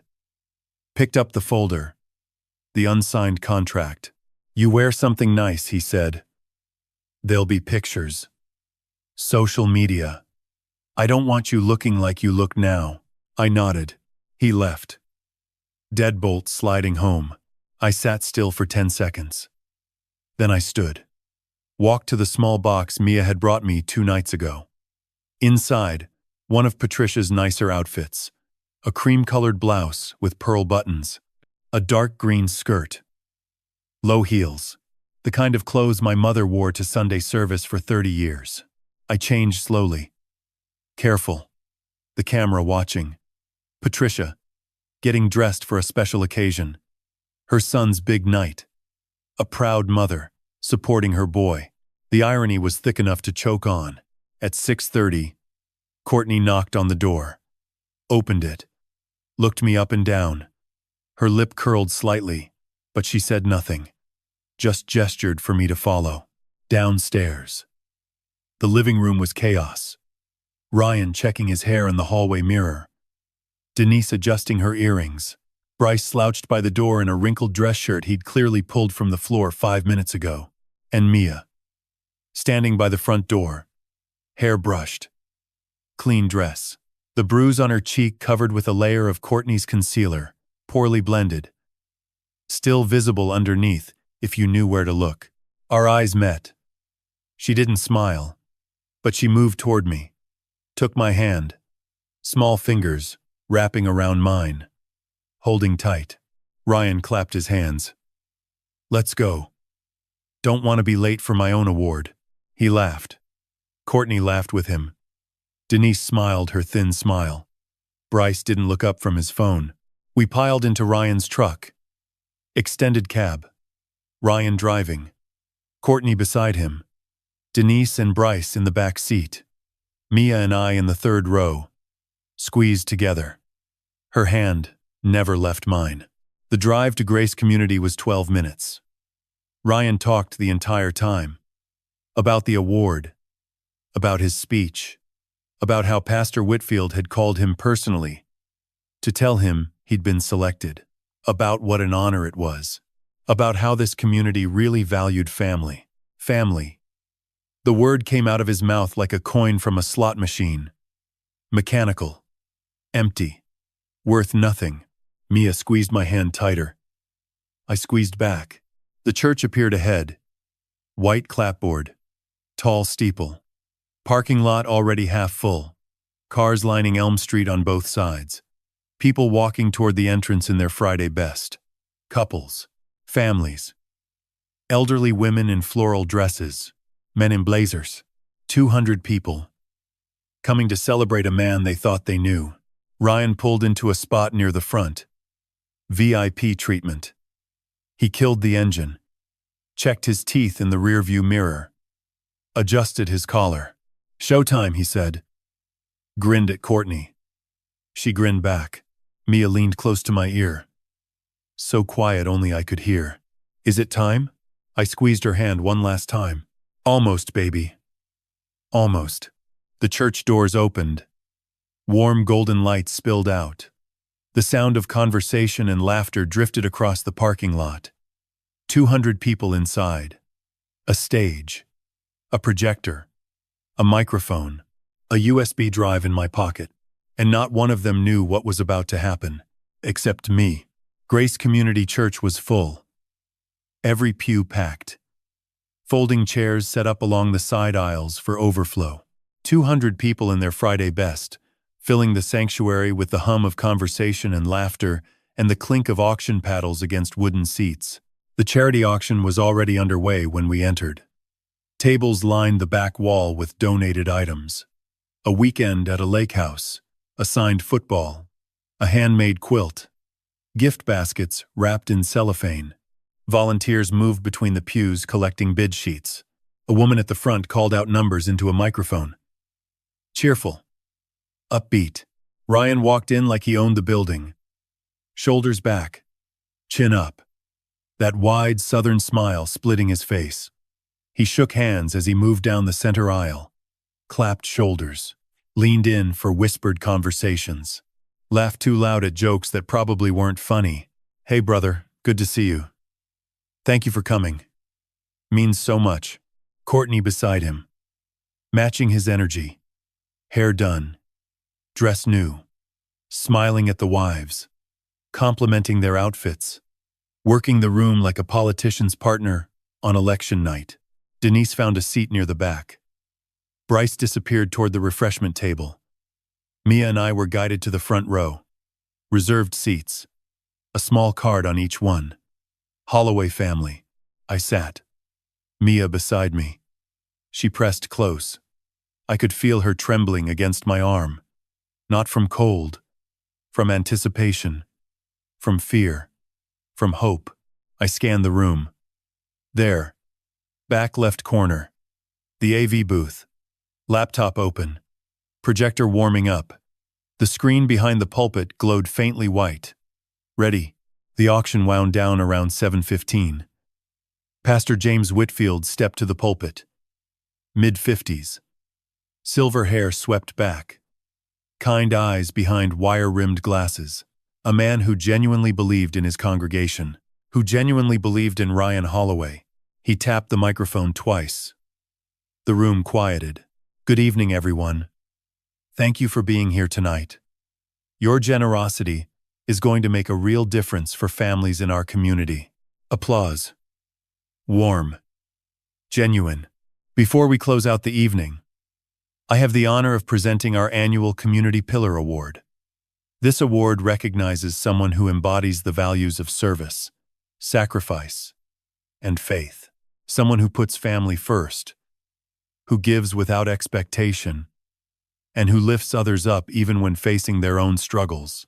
I felt my hands curl into fists in my lap. Mia noticed. Placed her small hand on top of mine. I unclenched. This year's recipient, Pastor Whitfield continued, is a man who has quietly and selflessly cared for his elderly mother for the past 5 years. While many would have placed their parent in a facility, this man chose to keep her home. To be present, to sacrifice his own time, his own career, his own comfort, so that his mother could spend her final years surrounded by love. 200 people nodded. Some whispered approvals. A woman in the second row dabbed her eyes with a tissue. I felt bile rise in my throat. Every word a lie. Every nod of approval, another nail in the coffin of truth. These people had no idea that the man they were about to honor had starved his mother, drugged her, locked her in a room, stolen nearly $200,000 from her accounts, planned to let her die and collect the insurance. But they would know. In about 3 minutes, they would all know. Ladies and gentlemen, please join me in congratulating this year's community pillar, Ryan Holloway. The sanctuary erupted. Applause. Standing ovation. 200 people on their feet clapping for a man who'd caged his own mother. Ryan stood from his seat 3 rows back, waved modestly, pointed to the sky as if thanking God. Then he walked to the stage, took the steps slowly, savoring it, absorbing the adoration like sunlight. Pastor Whitfield handed him a plaque. Wooden, brass plate. They shook hands, posed for a photo.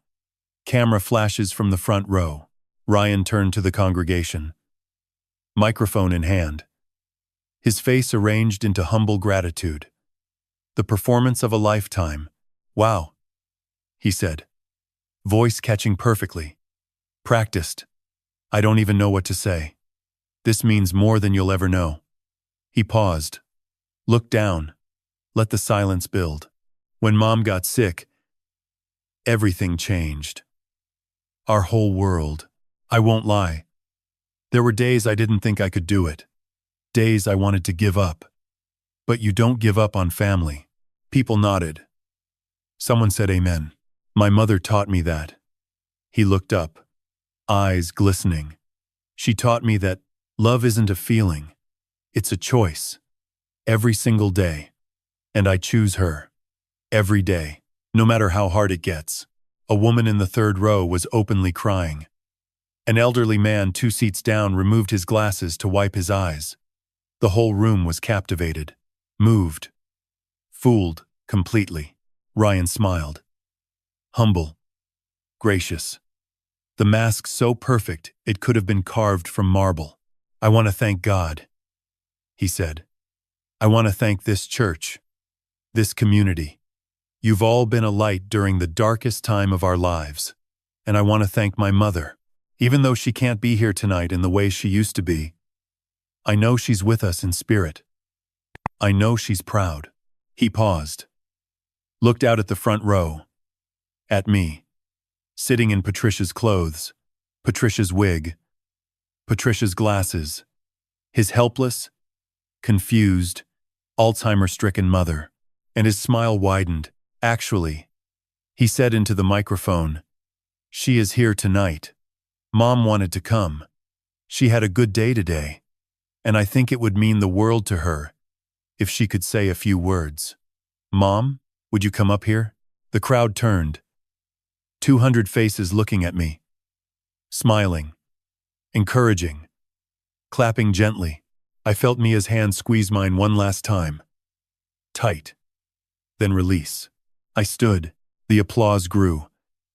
People beaming. Some standing again. A proud son inviting his sick mother to share the stage. The perfect ending to the perfect lie. I walked toward the stage, one step at a time. Slow, deliberate. The aisle stretched ahead of me. Pews on both sides, filled with kind faces and good intentions, and complete ignorance. Ryan watched me approach, still smiling, arm extended, welcoming me up. The dutiful son helping his frail mother onto the stage. I climbed the 3 steps, stood beside him under the lights. He put his arm around my shoulder, pulled me close. The cologne, the heat of his body, the weight of his arm, pressing down like ownership. He leaned into the microphone. I love this woman, he said. More than anything in the world. He handed me the microphone, gestured to the crowd. Say hi, Mom. I took it. Cold metal in my palm. 200 people watching. Every eye in the room fixed on me. I looked at Ryan. He was still smiling. I looked at the crowd, at the projector screen behind us. White, blank, waiting. I looked at Mia. Front row, brown eyes wide, both hands pressed flat against her knees. Holding her breath, I turned back to the microphone, raised it to my lips, and I said the words that would end Ryan Holloway's world. Before I say anything, I think this community deserves to see who they're really honoring tonight. My voice came through the speakers clear and steady. Not Patricia's voice. Not the thin, broken whisper I'd been performing for 12 days. My voice. Diana's voice. Strong, controlled. The voice of a woman who'd spent 15 years questioning suspects and presenting evidence in federal courtrooms. Ryan's arm dropped from my shoulder. His smile froze.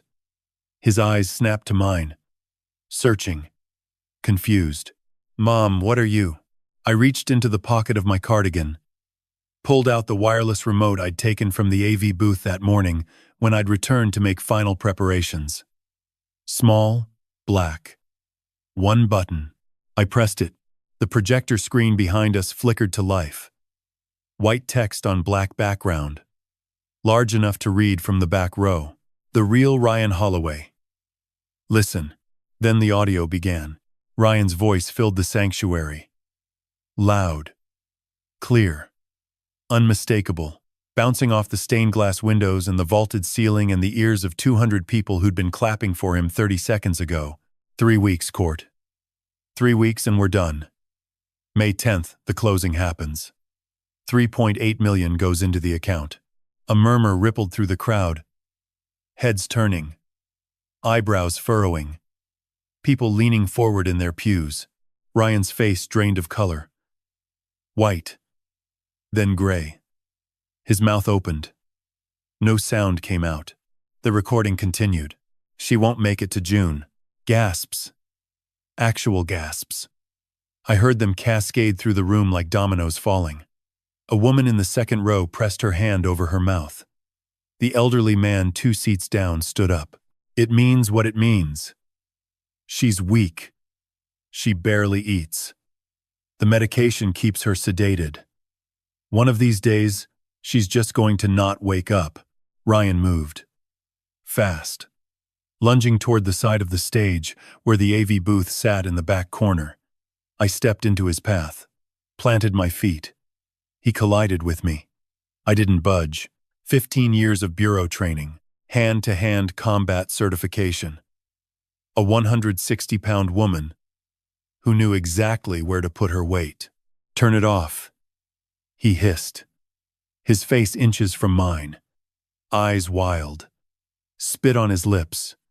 Turn it off now. No. His voice kept playing. Filling the church. Filling the silence between the gasps. Then I increased the dosage. Double it. Triple it if I have to. A woman her age. Her condition. It won't take long. A week. Maybe 2 after the closing. Quiet. Clean. Doctor. Franklin already agreed to sign the death certificate.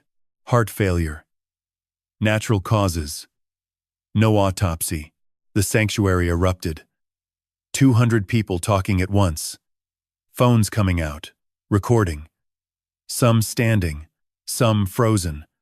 Some already dialing 911. Ryan shoved me. Hard. Both hands on my shoulders. I caught his wrist. Twisted. Redirected his momentum. He stumbled sideways. Nearly fell off the stage. What about Mia? Courtney's voice on the recording now. The question hanging in the speakers. Then Ryan's answer. Flat. Cold. Casual. She stays with your mother. Then maybe we send for her once we're settled. Or not. The sound that came from the crowd was unlike anything I'd ever heard. Not gasps anymore. Something deeper. A collective recoil. 200 people hearing a father dismiss his own child like a canceled subscription. I looked at Mia in the front row. She was crying. But she wasn't scared. She was relieved. 5 years of secrets pouring out of those speakers, and she was finally free of carrying them alone. Ryan stood at the edge of the stage, shaking, fists clenched, his face cycling through colors, white to red to purple. He looked at the crowd, at the phones pointed at him, at the horror on every face. "That's fake," he shouted, his voice cracking. "She faked it. That's not me. That's AI. That's manipulated. I would never." I raised the microphone to my lips. That recording was made Tuesday night at 11:47 p.m. in the master bedroom of 1847 Magnolia Lane. "Your voice, your words, your plan." His mouth worked. No words came. I continued. Calm. Clear. Every sentence. A nail in his coffin. "For the past 12 days, I have been living in the upstairs bedroom of that house. The room with the deadbolt on the outside of the door. The room with one meal a day, pushed through a crack. The room with a camera in the corner and sedatives crushed into the food. The room where you locked your mother 5 years ago and told this community she had Alzheimer's." The church went silent. Absolute. Not a whisper. Not a breath. "She doesn't have Alzheimer's," I said. "She never did. She's been a prisoner. In her own house. The house she built with her own hands. Starved. Drugged. Robbed. While you stood in this church every Sunday and asked people to pray for her." Ryan took a step backward. Then another. His legs hit the edge of the stage. Then I reached up. I pulled off the gray wig. Let it drop to the floor of the stage. Removed the reading glasses. Set them on the podium. Straightened my spine. Lifted my chin.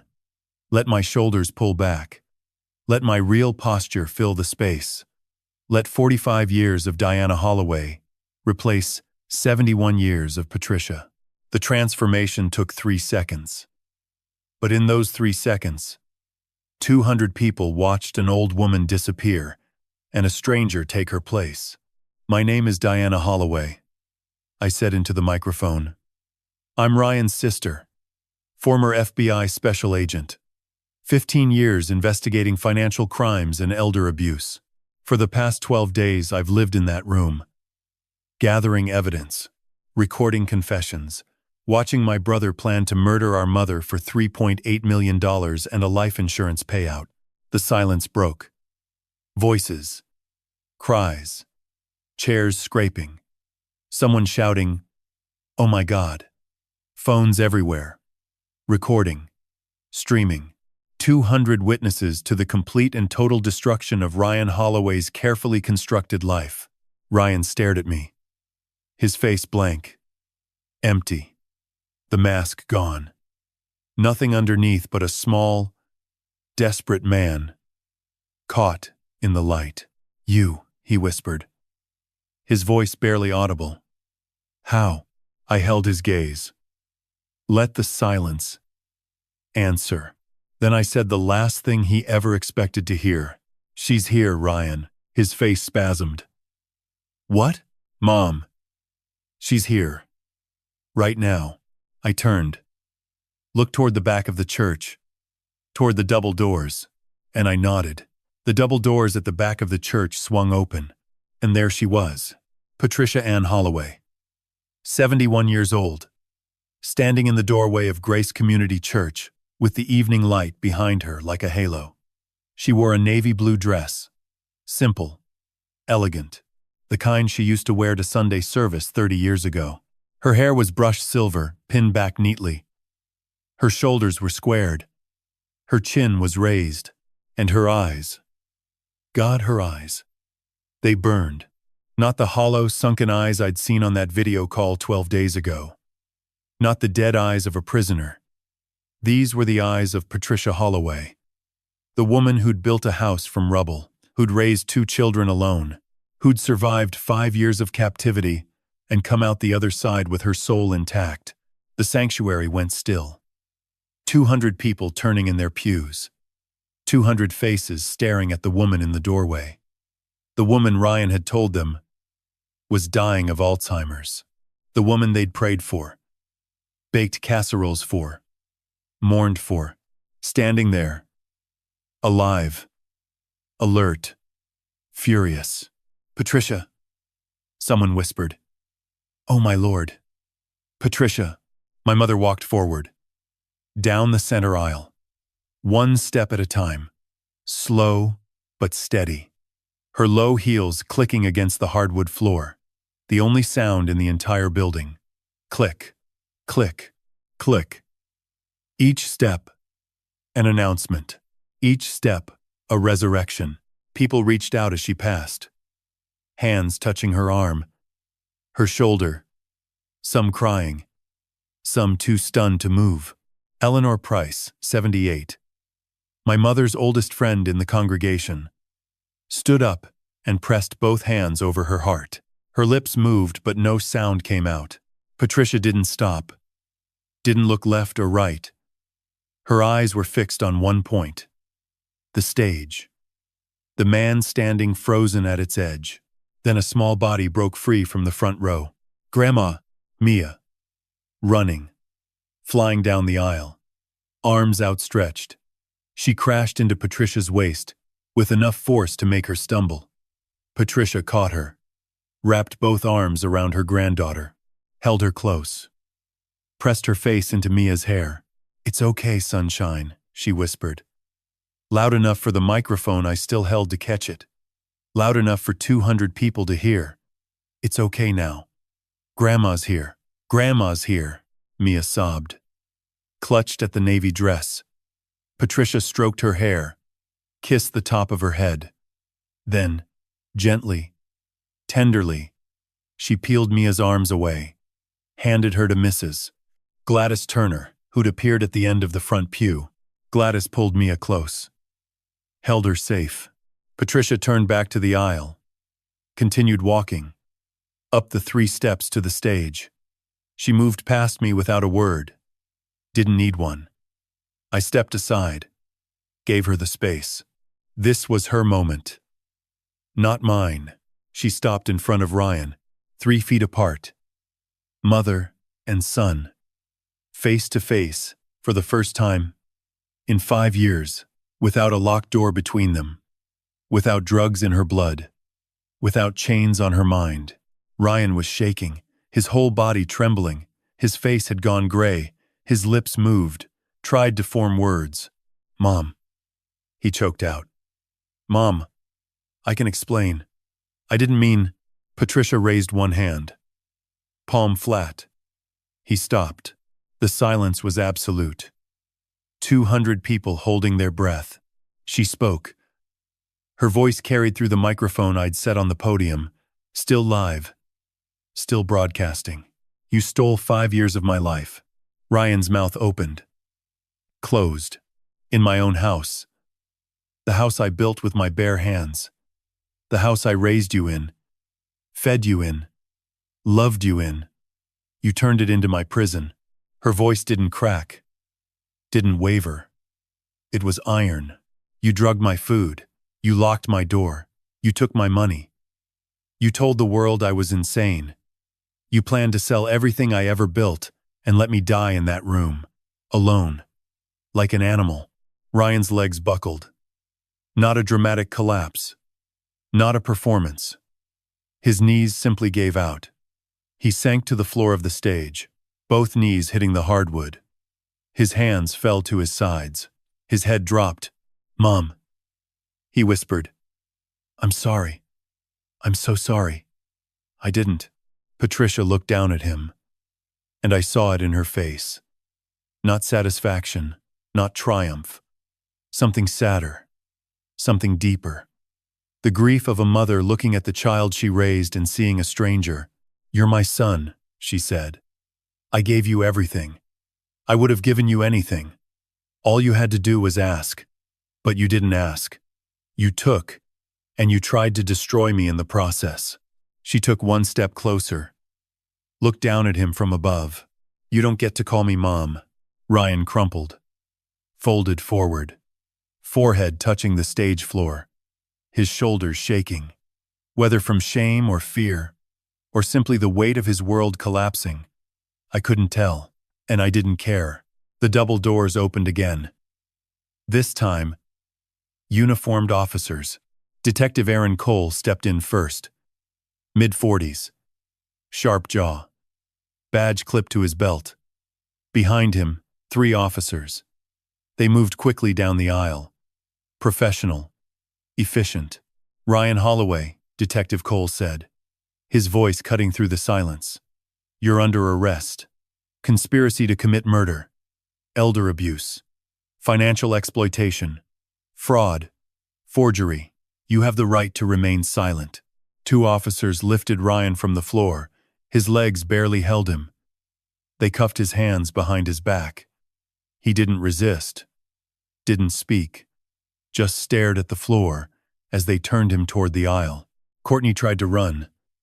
Made it 4 steps before an officer blocked her path. She screamed, "This isn't my fault. I didn't do anything." It was all Ryan. All him. The cuffs closed around her wrists mid-sentence. Denise didn't run. Just sat in her pew. Face blank. Gray. An officer approached. "Ma'am, you need to stand up." She stood. Mechanically.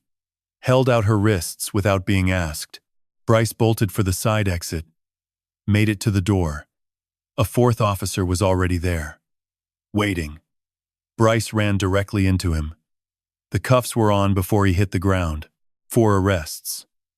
4 sets of handcuffs. 4 people who'd built their lives on one old woman's suffering. Led out of a church in front of 200 witnesses with phones recording every second. Ryan passed Patricia on his way out. He stopped. The officers let him. He looked at her, mouth working, searching for words that didn't exist. "Why?" Patricia asked. One word. Quiet. Ryan's eyes filled with tears. He looked at the floor. "Because I could," he said.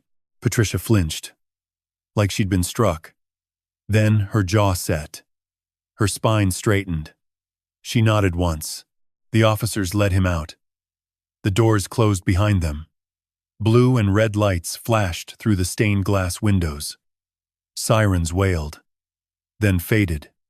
Then gone. My mother stood on the stage of Grace Community Church. Alone. Shoulders back. Chin raised. Free. For the first time in 1,826 days. The next morning, 1847 Magnolia Lane was quiet. Not the suffocating silence of captivity. Not the dead air of a house where no one was allowed to speak. A different kind of quiet. The kind that comes after a storm has passed, and the sky is finally clear. Patricia stood in the kitchen. Her kitchen. Bare feet on the tile floor she'd laid herself in 1993. She ran her hand along the counter. Touched the windowsill. Looked out at the backyard where azaleas had once bloomed in rows she'd planted 20 years ago. The house was empty now. Ryan's clutter gone. Courtney's handbags gone. Denise's wine glasses gone. Bryce's energy drink cans gone. All of it swept out overnight by the silence of 4 arrests and 4 locked cell doors. Mia sat at the kitchen table, eating scrambled eggs that Patricia had made. Real eggs. Hot. On a real plate. With a glass of orange juice and a napkin folded beside it. The girl ate slowly, savoring, like she'd forgotten what it felt like to sit at a table without fear. I stood in the doorway watching them. My mother and her granddaughter. Together. Safe. In a house that belonged to them again. That afternoon we drove to the Chatham County Police Station. Patricia gave her statement. 4 hours. Every detail. 5 years compressed into a recorded interview that would become the foundation of the prosecution's case. The medical examination came next. An independent physician. Not Dr. Franklin, who was already facing his own charges for falsifying the Alzheimer's diagnosis. The results were damning. Severe malnutrition. Vitamin D deficiency from years without sunlight. Muscle atrophy. Chronic dehydration. Traces of benzodiazepines still present in her bloodstream. Infected pressure sores on her hips from the thin mattress. early-stage osteoporosis accelerated by calcium deprivation, and, psychologically, complex PTSD, hypervigilance, sleep disruption, anxiety, triggered by closed doors and small spaces, 5 years of damage written on her body and her mind. Documented, photographed, filed. Detective Cole called me 2 days later. Dr. Raymond Franklin surrendered his medical license voluntarily. Charges pending. Falsifying medical documents. Conspiracy. Fraud. The case moved fast. Margaret Liu said it was one of the cleanest she'd ever built. Video evidence. Audio confession. Financial records. Medical proof. 200 eyewitnesses. A paper trail so long it could have stretched from Savannah to the coast. The trial came in June. Chatham County Courthouse. Judge Robert Wainwright presiding. I testified for 3 hours. Patricia for 2. Mia gave a recorded deposition with a child advocate present. She didn't cry. Not once. Just told the truth in that steady 12-year-old voice that made the jury foreman wipe his eyes. The verdicts came on a Tuesday afternoon. Ryan Holloway. Guilty of conspiracy to commit murder. Guilty of elder abuse. Guilty of financial exploitation. Guilty of fraud. Guilty of forgery. Sentenced to 12 years. Minimum 8 before parole eligibility. Courtney Holloway. Guilty of conspiracy. Guilty of elder abuse. Guilty of financial exploitation. Sentenced to 5 years. Denise Carter. Guilty of conspiracy. Guilty of accessory to elder abuse. Sentenced to 3 years. Bryce Mitchell. Guilty of accessory. Guilty of financial exploitation. The courtroom was silent when the sentences were read. No outbursts, no drama. Just the quiet, methodical delivery of consequences.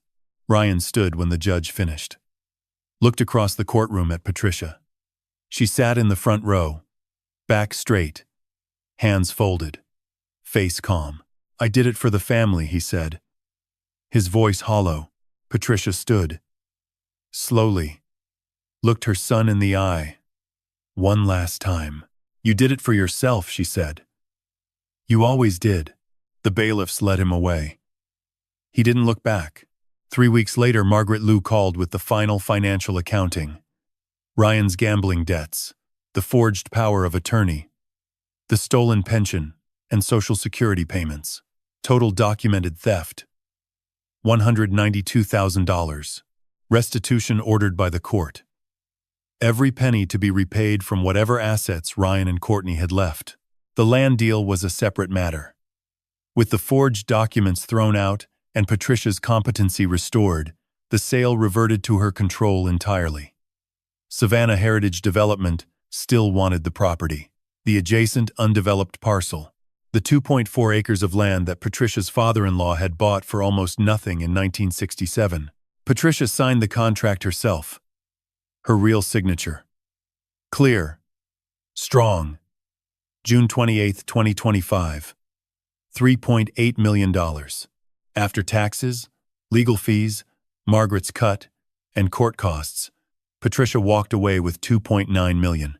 She stood in the lawyer's office holding the check, staring at the number. Then she folded it, put it in her purse, looked at me. It's just paper, she said. It doesn't give me back 5 years. No, I said. It doesn't, but it gives me a choice. About what comes next. I filed for guardianship of Mia the same week.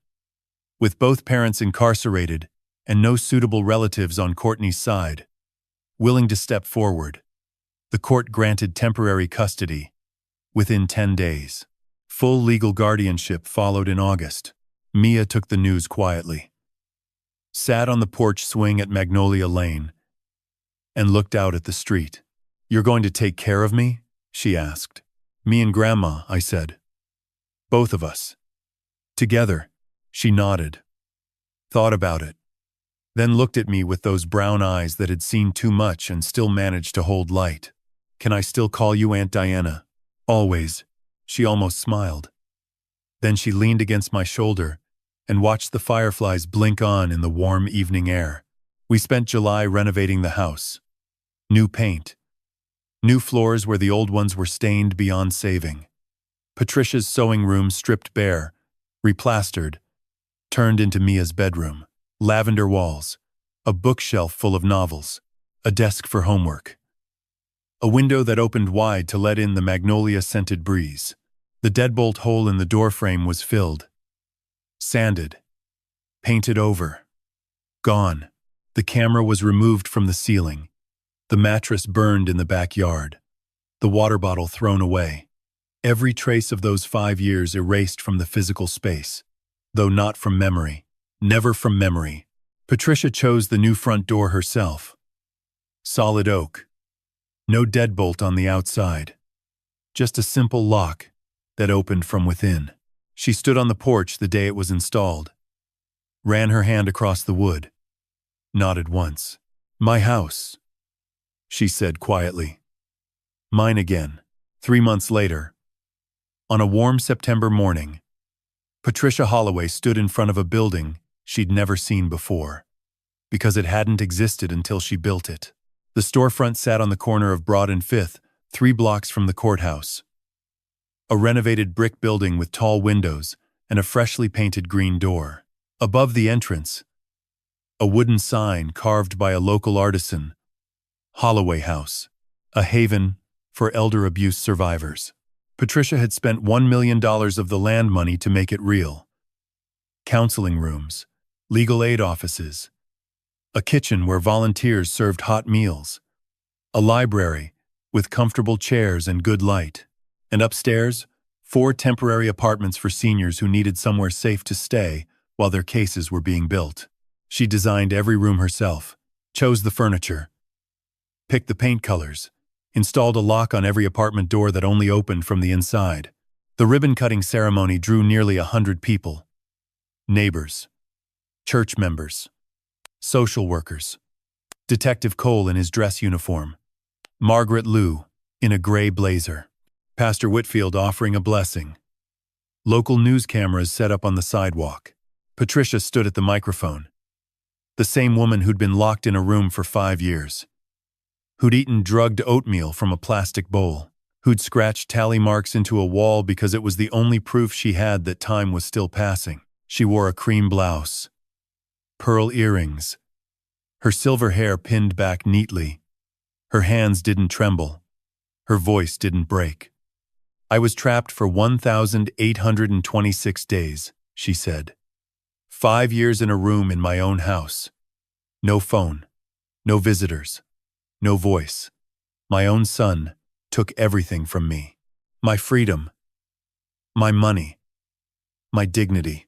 He told the world I was gone. And the world believed him. She paused, looked out at the crowd. "But I'm not gone. I'm here. And I built this place because no one should ever feel as alone as I did. No one should ever scream without a voice. If you're being hurt by someone you love, if you're being hidden from the world, if someone is telling you that you're crazy when you know you're not, come here. This door is always open, and someone will always answer." The crowd applauded. Not polite applause. Real applause. The kind that comes from people who've witnessed something true.